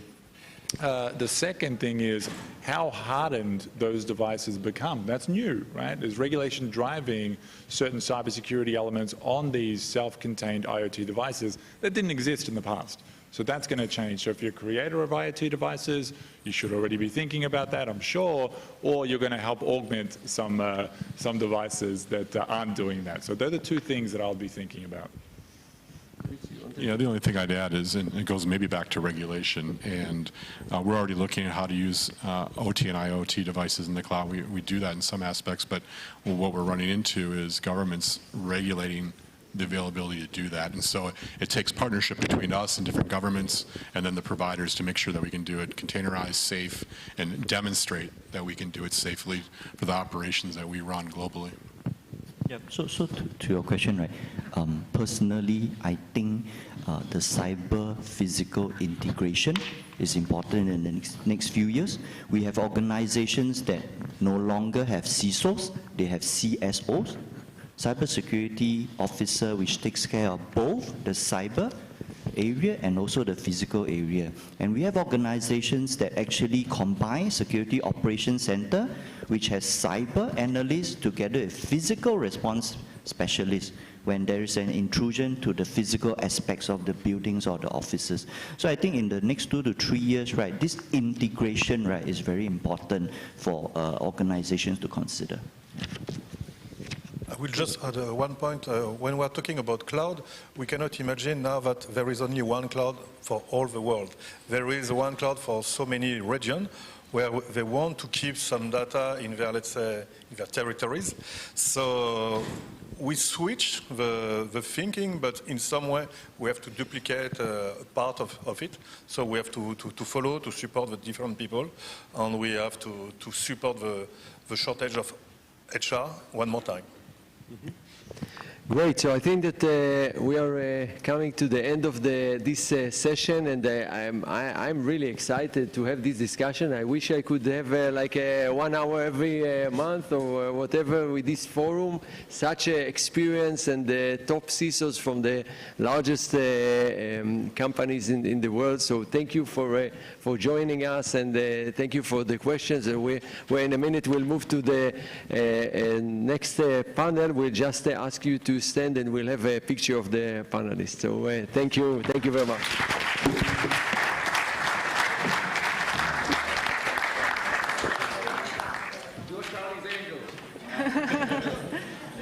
And can I just say one thing before you go, and this is to our panelists as well, that there's a startup exhibition upstairs in Tisch Hall.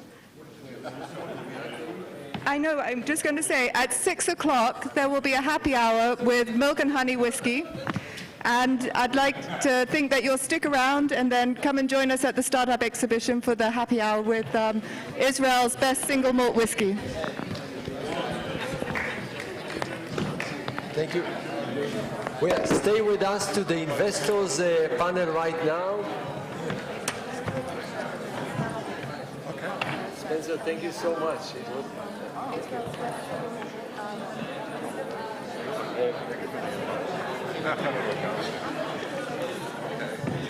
Thank you, Miriam. Thank you so much. My pleasure.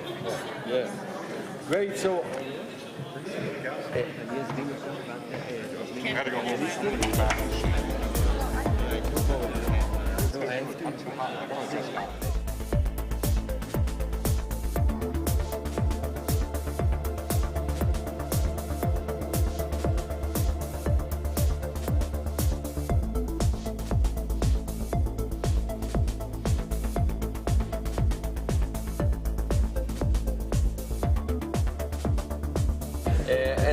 This is my pleasure to invite Nancy Shapira Aronovich to the stage.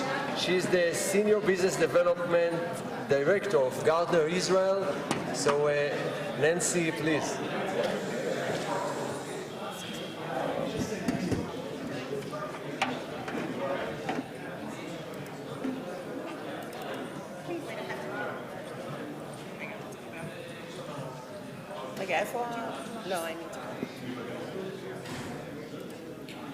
Hello, everyone. I'd like to invite Ofer Schreiber, Senior Partner, Head of the Israeli Office, YL Ventures. Roy Ben Yosef, Investment Director, Samsung Next. Sunil Kuku, did I do it right? Okay, cool. Managing Director, Intel Capital. Sapir Chawosh, Partner, Third Point Ventures. Yotfat Harel Bucharest, Managing Director, Bloomberg Capital. So we've changed the diversity level a little bit. Yeah. All right, we're even here. Okay, now how do I get? So, and my name is Nancy Shapiro-Aronovic, and I'm the Senior Business Development Director for Gartner Israel. This is Danya, by the way, which nothing would have happened without her, so just so you know. And most of you know that Gartner does Magic Quadrants and also creates hundreds of categories, especially for cyber, to confuse everyone. But we also do help the startups, and we work with investors also on go-to-market, and that's going to be our focus for today. I'm going to have everybody introduce themselves, and then I'm going to try to connect what we heard from the CISOs before, and then we have quite a few questions to ask. So let's start with Yotfat. Would you like to introduce yourself? So we had this bet between us. Whoever says less AI gen during the panel gets dinner. So guys, let's see how we...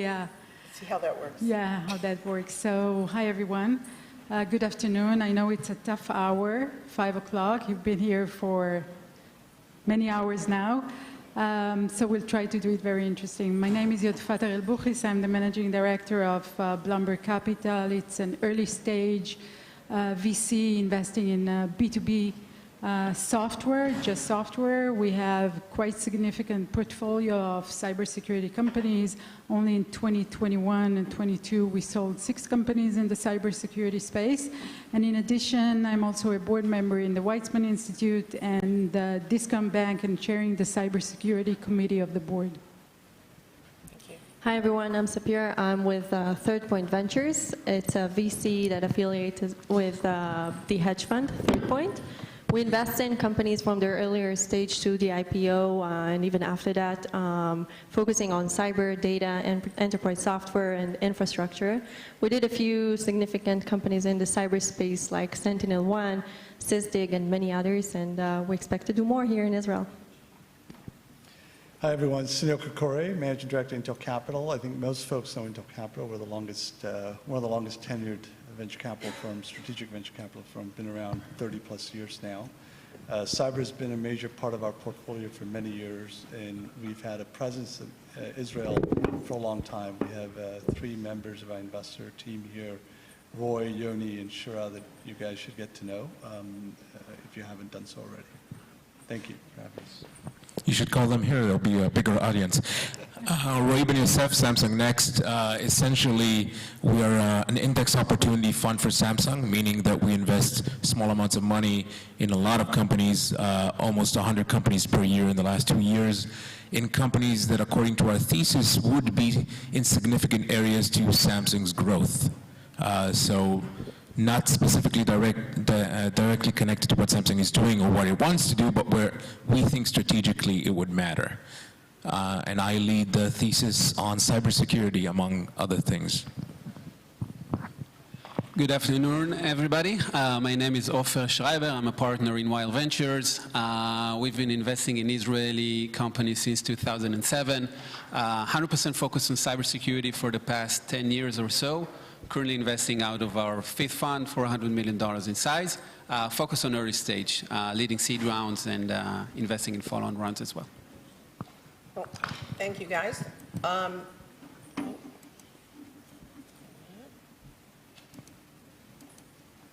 there's Daniel.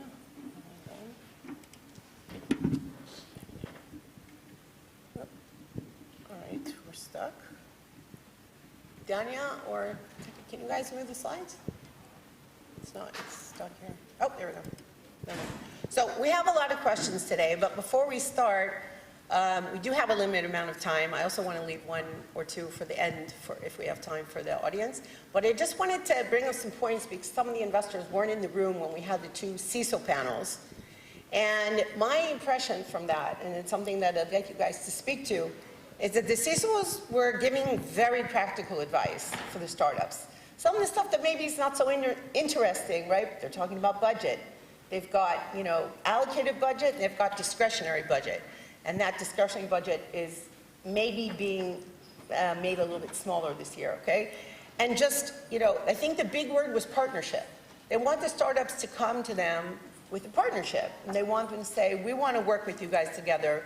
Want to make your job easier as the CISO, right? Because I think it's one of the hardest jobs in the world. It sounds a very difficult job. And I know you guys help them with that in mind. So I think the first question I'd like to ask is just to, you know, tie together the last two sessions is, what do you guys say to the startups when they're looking at the buyer, you know, who is not always the CISO, and how do you help them and give them advice on really knowing who that person is and what do they want and how they're going to sell this thing? Because innovation is great, but we got to sell it in the end, right? So, that's fine. Okay, so there are a few stages. I would say that the pre-investment stage, where we expect the startups that comes to us with a very interesting idea and very interesting pitch, is to tell us, listen, we already met with 20 CISOs, okay? And the answers that we got is that our idea is amazing, they really need it, and they're ready to pay for it. And then we do our job. So we get them in front of at least 10 different CISOs, CIOs, and people that are related. There was a remark here by one of the panelists that the CFO is also part of the equation. So definitely this is something that is very important for us to hear as well. What the CFO is willing to pay for it is the procurement is part of the decision-making process. So it's the technology and also the need and the pricing. And of course, we have to take into consideration that I think most of us are early stage investors, that it will take about a year at least before the product will be fit for any POC. So I think we had the same panel last year, so we all spoke about zero trust, and maybe now the product for zero trust are ready for the market, but the market is already talking about completely new type of product. So to make sure that the group that is developing the product is understanding what the future will look like. So the relationship with the CISO should definitely be part of what are you looking for now and what will your next year budget look like? What are the challenges that you foresee the market will meet? Now, no one really knows, but this is our business, right? High risk, high reward. Right. Thank you. I think it was also a point from some of the CISOs saying, you know, putting out a PO is a really difficult process, especially in these big companies. And the startups need to understand it. You guys, you know, I'm sure help them with that whole process, but it's not the sexy part of the whole deal, but it's one of the most important ones.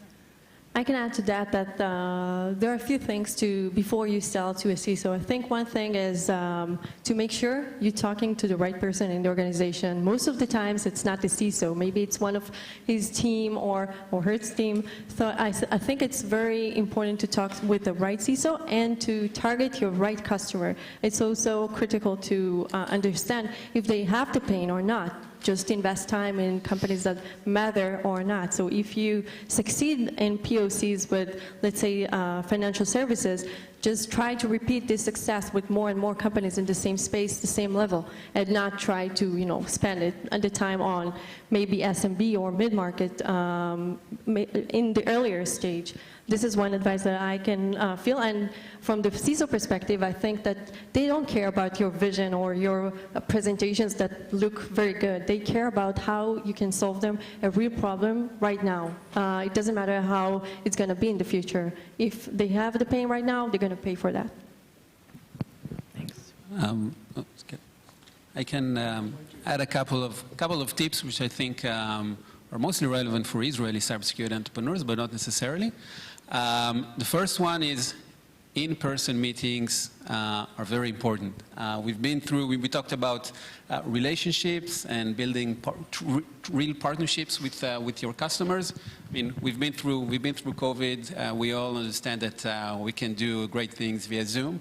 But especially for early stage companies, establishing trust with your customer, and as mentioned, not necessarily just the CISO, there are multiple stakeholders, and especially as a CEO of a young company, they're buying your vision, they're buying your technology and the product. You're also selling yourself as a person, as someone that you can do business with for the long run. And this is very hard to do via Zoom or via phone. So make the effort. Get on a plane, meet your customers face to face, and build those personal relationships, because those go a long way. The second tip I have is that embrace land and expand, right? The sales motion of landing and then expanding. You talked about discretionary budgets, right? Those tend to be not very big, but it's a great place to start. Understand what's the easiest starting point to make that CISO, that security practitioner, your customer, and just take on a journey together. And you're developing together. Your startup, your offering is evolving over time, and when the year passes by, you can expand and add more capabilities and more features to your product. That's a long-term relationship, and especially in this economy, I think this is the right sales motion for the majority of startups. Yeah, I would just say that the key thing is to really listen to the customer. I think most founders and entrepreneurs are so much in love with their product or their vision, they're not really hearing what the customer is telling them. It's really important to understand the challenges they're having and not what you think their challenges are. That's one. Two, be open to pivot or evolve your vision and product. The more fixated you are and more stubborn you are, the challenging it's going to be for you to get going. And we've seen this over and over, at least in my career. And so I would encourage you to be thoughtful, listen carefully to what the customer is telling you, and then act accordingly. Wow, it's super hard being last and trying not to repeat everything, especially because my wife says I'm a terrible listener. But let's start with the beginning. I come from a corporate. Unlike some of the other VCs, I carry two hats. So one of the first things that we do is educate the entrepreneurs on which teams make sense in a corporation and which teams exist mainly to waste their times. So what we call innovation teams are very enthusiastic about POCs or collaborations, are in most cases not the place that you want to go unless it's a first step in a relationship and you have enough resources to move on. Second thing that I would like to say is that I would sort of paraphrase Tomer Sharon, formerly from WeWork, wrote a fantastic book about client validation, in which in those conversations you try to ask the other persons what their problem is, similar to what you said, but not actually talking about your product until you understand their problems. And then you can pitch your solutions or pivot your solutions towards something that they actually need. The third thing is that you need to structure the POC in a way that is measurable and verifiable in order to actually have a solution for something that they need. There are so many POCs that are in the air, or they're working on it for 2 weeks, or there are like 3 people on it. Okay, what do you call success? And if you call something success, what is the next step after that? And when an entrepreneur doesn't know what that means that they're wasting their time. Third thing is depending on the go-to-market. Everybody here talked about CISOs. Most of the companies we invested in the last 2 years did a bottoms-up approach. I know that PLG is very much maligned and that it didn't work in a lot of cases where it was forced into something, not an actual product, but it's a very valid go-to-market in which your targets would actually be the DevOps of the company or the developers of the company. And when enough of them are using your products, the CISO will actually use it afterwards. Okay, thank you. Yeah, and some of the CISOs did talk about the fact that they would appreciate it if the vendors did a better job at implementing their POCs. It's a part of the sale, and you want to get to the end. I think for a lot of Israeli entrepreneurs, it's easy to get into POCs, maybe this year not so much. It's about the making into a sale, that's the hard part. So I'd just like to ask you guys, I mean, I have a slide from Gartner afterwards, but basically, what would you guys pinpoint as the one big cybersecurity trend that you see this year, okay, that you're hearing a lot about from the buyers? And do you guys, you know, you have all these entrepreneurs that come to you with these great ideas that aren't necessarily sellable as is. So what do you do with that? What do you do with the trends that you see? And how do you talk to the startups about how do you actually bring that to fruition? So, I mean, you know, most buyers will tell you that entrepreneurs come to them with, hey, I can show you what's wrong. I can tell you where your holes are, where your gaps are. That's great for the buyers to know, but a lot of solutions do that.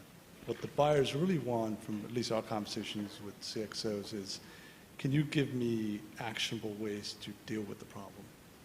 Do you have a product or a solution that, you know, allows me, it's not always necessarily remediation, but at least some sort of containment. You know, the previous panel talked about blocking. It's not just about blocking, right? Blocking doesn't solve everything. And so I think the trend is really thinking about what are the actionable results or actionable things a buyer can do to help them. And if you, that's across the board, alerts, you know, whether it's at the endpoint, there's a network, whether it's in DevSecOps, pick your spot, same thing. So overwhelmed with data and insights, and visibility, they want to know what they can do about it. Maybe I'll add to that today, in an average Fortune 500 company, the SOC team manages more than 45 different security tools that are generating alerts every day, thousands of alerts. So you should be focused on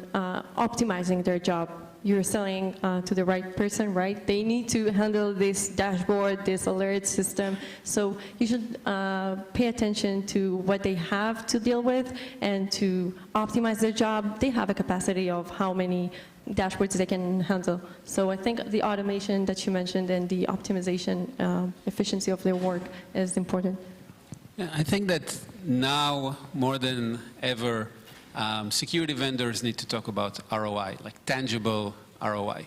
And it's not, it's less about prevention or detecting highly sophisticated attacks or identifying new attack vectors. I think that CISOs and security practitioners pretty much know what's going on. They're aware of the risk. But if you can show them how can they do the same things that they're doing these days, but faster, with less overhead, with less headcount, with better prioritization, I think that resonates much better with security leaders. And you can apply it on multiple security processes and workflows, such as incident response, identity and access management, GRC. There are a lot of very complicated processes that require a lot of different tools, different people, different programs, which are very complicated to manage. And if via technology you can streamline those processes and optimize them, that shows tangible ROI for a security leader who we already know is tight on budget these days. There is one more thing that I think from the board's perspective, let's take it from the top down. We're in a financial crisis mode. It's a completely different economic situation, and therefore probably the board of directors are telling the CISO maybe not to cut budgets, but to be more efficient. And efficiency, it's the name of the game of this year. And we're seeing that in all aspects of investment, but also tying the strategy of the organization to the crisis from one hand, but also to innovation and new technologies. And guys, we have reached a point where we have to mention AI, right? So we've done. There is a question about it. Dinner on me. You lost. Yeah, dinner on me.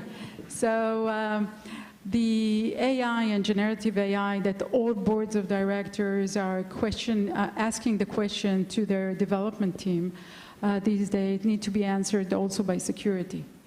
And definitely, this is something that our founders and the interesting startups should address as well.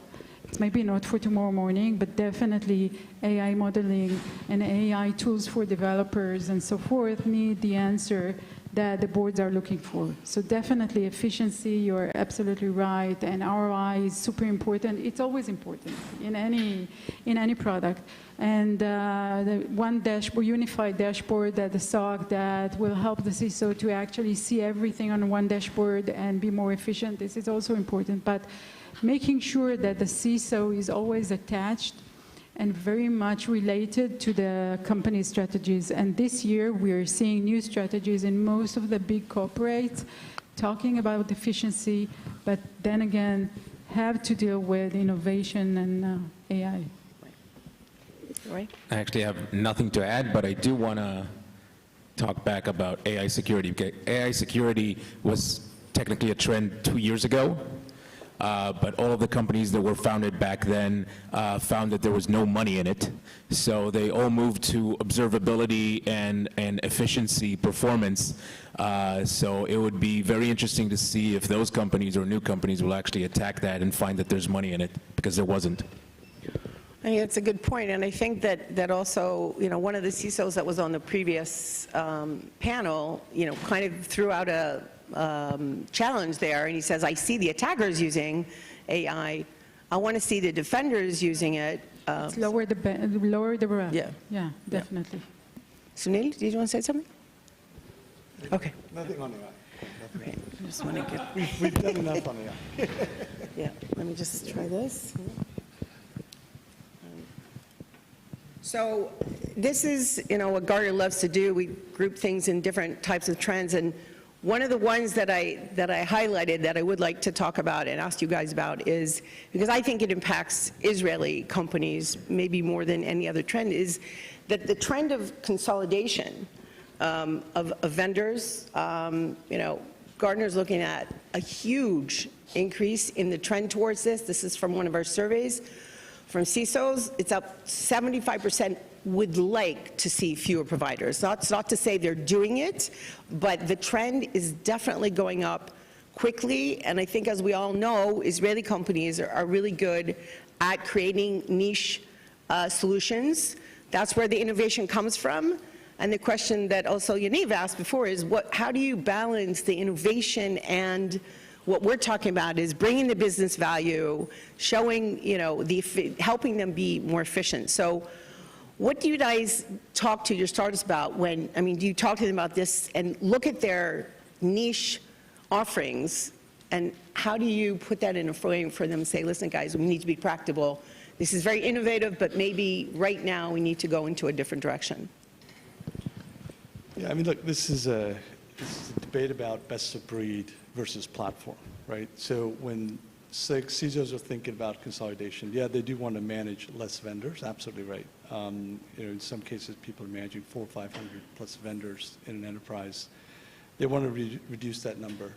Having said that, there are platform solutions that don't provide the capability that they're looking for, and hence they're going to buy a best of breed solution. So for folks in this ecosystem, I think the key is, how good is your solution, number one, right? Does it really move the needle for the security teams? If it does, you'll do well, right? If it's not, and if it's just a me too, you're not going to do well in a consolidation environment. So I would encourage you to think hard when you start a company or building a solution, what is the real value and what is the delta from nearby solutions that are already in the infrastructure? So that would be the best guidance I can give you. Anyone else? So I think it's a question of mixture. Okay, not all of the Israeli companies can develop a platform, but at the same time, not all of them will develop niche products. So definitely they need to be best in breed. There are not many companies that develop platform, and frankly, you represent big corporates. How many platforms can a CISO adopt, right? But at the same time, they can definitely adopt very innovative, great niche product. So it's a question of mixture and what they present and how efficient they are and the ROI and everything that has been said so far. So I think when we manage a portfolio, we want the best of both. We want great platform products and companies that can actually work with the CISO on integrating a SOC, and we want the best features and the best niche products that can actually be adopted on the same platform. So we can offer a very, very large variety of solutions to the CISOs. So it's all question of how you manage a portfolio. For a specific company is how you manage expectation of founders. If the founders have a dream to sell the company for many billions of dollars, go for a platform. If you want to sell the company and have a great return in a much quicker way, then go for a niche product. It all depends on the dream, and we would like to help them manage the dream a little bit. I think it's also about marketing, though, because, you know, to build a platform, it's also a marketing story, and there are VP platforms now in these big organizations who are also involved in the sales process. So I think all that has to be taken into consideration. Roy, you just say something? I just wanted to say that my response would be a category of the good, the bad, and the ugly. The good thing is that in such a market, if you're so much better than everything else, best of breed, you might get picked. But even if you're not, if it's some companies who don't have the part that you're making, if you're good enough, and if you're cheap enough, it might be a good and quick M&A. Some funds in Israel actually built a career about that. The bad thing is that you might be passed over even if the solution that some people have is not as good as yours because they provide a whole platform. By the way, another aspect of the good is creating a service that is a platform of other services so that you can benefit from their success, but that is way harder to do, even though it is trending right now in Israel. And the ugly is that if you're not sure that you're the winner, you know, there's a phrase in English, eat or be eaten. So in this case, it's eat, be eaten, or find someone to eat you. Because if you're not the winner and you're not getting acquired, at some point you're going to become redundant. Just look at the zero trust of 2020. The last people left standing just died out. Ofer? You say that? Yeah, I mean, I think it's always in every startup, it's the art of balancing between the long-term vision and the day-to-day. You know, and I agree with you, Nancy. It's a lot about storytelling. It's a lot about conveying that there is a very big vision ahead of us. There's a big platform ahead of us, but no startup was ever born as a platform, right? You always start with something, and customers don't have a problem, a platform issue. They have a security issue that they need to address. So you always start with solving a real, tangible issue, which sometimes it can be a small one, but you have to balance between the use cases, the tiny use cases, and the long-term vision. How do you expand? Every startup starts with a good use case. Every successful startup starts with a great use case, a great problem to a use case. But the best ones find their way to expand and to address additional use cases in a way that makes sense. If you fail to do that, then you're an acquisition target. That's what you are. And I agree with what was said earlier, that entrepreneurs and investors also need to be very realistic with the proposed outcomes and the potential of the company. Not every company will be a billion-dollar company. Not every company will be a platform. And I think that if you look these days at the Israeli cybersecurity industry, there are a lot of very good companies, very good startups that are solving real issues in a cool and innovative way, but they can't really expand beyond that. That's, I think, the harsh reality, or just the reality. And they need to accept that and strive to get to a very good outcome for the founders and the investors.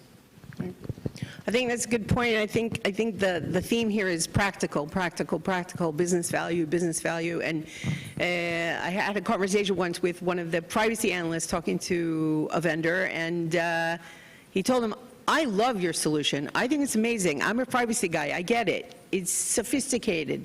But do you want to sell? Do you want to sell it? Then you're going to have to break it down. You're going to have to dumb it down. You're going to have to find 2 good use cases, build them really well, and that's what you got to do.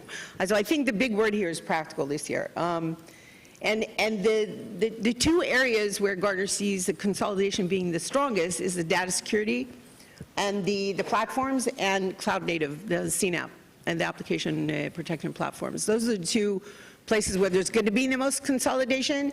And I think it is important to look at these things because you have to guide the startups in the right direction. They start with a great idea, and I agree that being flexible, being able to pivot is going to be even more important this year. So the last slide is the AI question.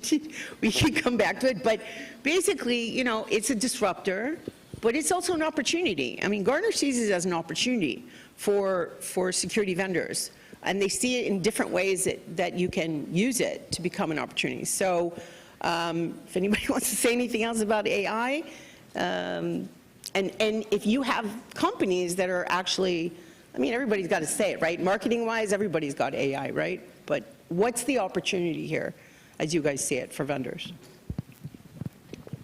Maybe I'll say, because we're a VC that has an hedge fund, so we hear from analysts, do you have an AI? If it's like a fintech company, if it's whatever, like the AI thing became really significant thing in terms of valuation and companies, let's say lucrative. So I think there is a real opportunity in AI in both cases of like internally they can automate workflows and find anomalies and what everyone knows already, right? Like they could get from AI many insights on cybersecurity. And secondly, I think right now what we see, and I know it's a little bit of a cliche, right? But I think the Gen AI brings a lot of like real opportunities to invest because we see many public companies today that are struggling with the regulation and the compliance because they have, if it's like not your code base because you developed it with Copilot and other tools, if it's the models that can be manipulated by attackers and you can get to a wrong decision making processes. And there is a real opportunity there to companies if they want to solve those cybersecurity problems. So I'll divide my answer into 2. Regarding to usage of AI in security products, I would say that there's no difference. Clients don't care if there's an AI or not. They don't care what you're doing. They care the results. If you have results, it doesn't matter if you have 5,000 people from Australia working the product. If it's cheap and it works, they don't care. But it's sometimes easier to believe that an AI would be more efficient over time. So it is storytelling, at least according to any company that we have invested in the last 7 years. In terms of opportunity for AI, obviously there are companies who want to use AI and are afraid to do so because they're afraid of what it exposes them to. And there are companies that want to protect their own models and they want to build in AI. So there's a lot of opportunity there, but similar to any other factor of development, there will be multiple areas of security for that as well. Anyone else? So if you guys had one piece of advice you can give, I know it's, every startup is different, but for go-to-market today in this environment, what's your best piece of advice to kind of sum up for a startup? Well, I think avoid the noise. To the category she mentioned about data security, don't come up with another solution that looks just like the 30 others that are out there. I think people underestimate marketing, to be honest, right? You really have to think about what your message is. Most companies, when you look at their website or you hear their story, they sound too much alike, either the large incumbents or another bunch of companies in the same space. So I would encourage you to really think through about how you're messaging your solution. not just the capability of the solution, but really what is the value you're providing. So think through that. And the second thing, I think, don't assume your first, second, or even third try that you got it right. Messaging and marketing is an evolving process. Even the big companies continue to do it, right? It never stops, but it really matters when you're early on because you don't have the credibility. To Ofer's point, you haven't built the trust with the buyer. So really think through and be open to changing it. But marketing is really the key for go-to-market. Agree. I think, wow, it's a tough year. Yeah. For go-to-market, but at the same time, there are many new opportunities. And I'm going to say the biggest cliche in our industry is think out of the box. And when I say that the startups need to actually think out of the box, I mean think about ways that you can sell your product that were insignificant in the past or that you completely disregarded them. For instance, MSSPs, okay? What we are seeing this year that MSSPs are becoming one of the most interesting ways for startups to actually sell their products and develop to the next phase and not directly to the large enterprises. They treat MSSPs for the first time as a big enterprise, and we have a joint company, Ofer and I, that is really considering this as one of their next phases for development. So I think new ways of marketing messages, but also sales. Expand your horizon beyond the big organizations and the large enterprises to SMBs and MSSPs, and also consider if you are in a B stage to start buying companies, to consolidate with other technologies and offer a bigger suite of products. This is the next phase of the startups. If you want to survive, offer more. Be focused, but offer more. And I think this is the opportunity of this year. Exchange of shares, exchange of cash, whatever. But the big organizations, such as I'm sure yours, Intel and Samsung as well, will consider an offer that will come with a bigger suite of products that will be focused on their needs. So I would say I completely agree with your tip with regards to marketing and messaging, but also new ways of penetrating the market. And don't you guys think that Israel is like the perfect place to do that? Like we have every single niche solution in every single area. Okay, and I always wondered, well, I mean, there are practical reasons why they don't do it, but if they're going to partner together to do a joint solution, Israel is kind of like the perfect breeding ground for that. I don't see it happening very much. I've heard little things here and there about companies working together to try to, give up one solution. But I think it's a matter of egos. It's a matter of money. It's a matter of fear. I mean, it's like the deaf leading the blind. I don't remember the term.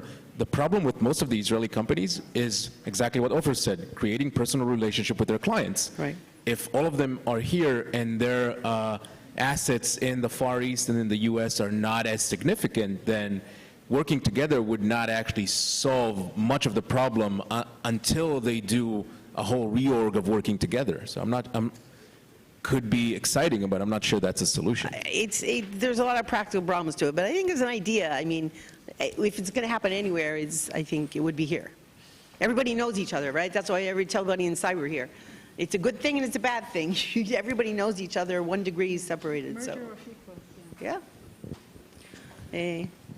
No, I think what I can add here is to manage the relationships with the customers. It's critical when times go wrong, right? We see right now that new ARR, it's something that for us it's less important. It's very nice to see that they have new customers, but I think what we kind of like look for is to see the churn of the customers, to check that if in tough times they produced some tools, and if it was their tool, so why is that? If it was nice to have, and if not, that's a good sign for companies, right? Like they're very critical to the organization, so that's how we see those days, like companies, if we check. Yeah. Well, I think the companies need you guys. They need the investors. I don't think that a lot of the entrepreneurs here have the skills they don't always have the skills or the business knowledge to build those relationships. I think it's where you guys really add a lot of value as investors, is that you bring that experience to the table. And if you can teach them how to do it, that's great. You can't do it for them, but so. Yeah, I would like to expand Yotfat's advice regarding, I think that many Israeli entrepreneurs are missing the indirect sales opportunity. MSSPs is a great example. Channel partners is another example. Marketplaces like the AWS marketplace and others.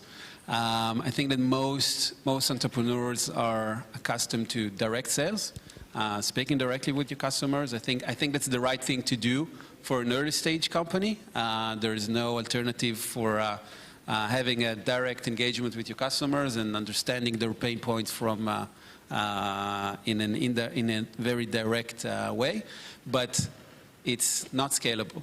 And a lot of Israeli companies struggle to scale from a few millions of dollars in ARR to the next level, to the tens and more millions of dollars. And you can't really do that just by having a very expensive sales organization going directly after each and every account. Having a channel partner program is a real force multiplier. It takes time to build it, and so you need to invest in advance. But once you get it right, it's highly scalable. Your reach to customers is growing significantly, and it also helps. It also helps with the sales process, like really streamlines and accelerates sales processes. So I think it's a missed opportunity by most entrepreneurs here, and I highly recommend to invest in it relatively early. Cool. So I'll say yes and, because I think that the key word in it is program. Because when startups, not necessarily Israeli, but also when they go to indirect sales, they usually go with one partner and then they say, I have indirect sales. But then they're super dependent on one massive client. And what happens is when they're young and exciting, then they're getting paid pretty much what they want because they're scaling with the MSSP. But as soon as they have competitors that are willing to sell for a little bit less, the MSSP squeezes them because they can replace them. And I know that because we have a portfolio company called Blue Voyant that is famous for doing similar things because that's their business. Thank you. So we have time for just one question from the audience, and then Yaniv's going to wrap up. So thanks a lot for speaking to us and teaching us all this stuff. I wanted to ask about the target, like for customer rotation, particularly. So this day we had an opportunity to hear from CISOs and everything, and you guys talked about the importance of taking the feedback from CISOs. But how is your approach in the, like, what would you like to see if the target audience is engineers, and you, like some entrepreneur company comes to you with feedback from these engineers rather than the CISOs that actually create the market. So how would you look at that? So I'm going to start and say that if you're referring to a product that's specifically based for developers or DevSecOps, then I would want to see scale, and the only way to reach scale without traction, to me, would be open source. And that has a whole set of parameters that recognize engagement, like GitHub stars, or number of forks, or number of downloads, or number of whatever. That is a radically different strategy than what most of the people here and what most cyber investors in Israel actually understand. To me, that is a major part of our thesis for investment, and we invest in a bunch of it, but I think most of the VC environment in Israel does not fully understand that scenario. Okay, so I really want to thank all of you. I think you gave some great advice. I hope you guys enjoyed it. I'm going to invite Yaniv up to summarize. Thank you guys very much. Do you want us to stay? Great. So it's just an opportunity for me to thank the panelists of the three panels to thank Nancy for moderating this one, and Wendy for the first one.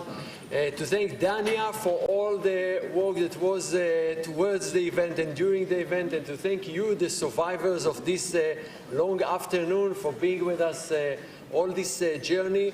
You know, the hall was not full, but this is online.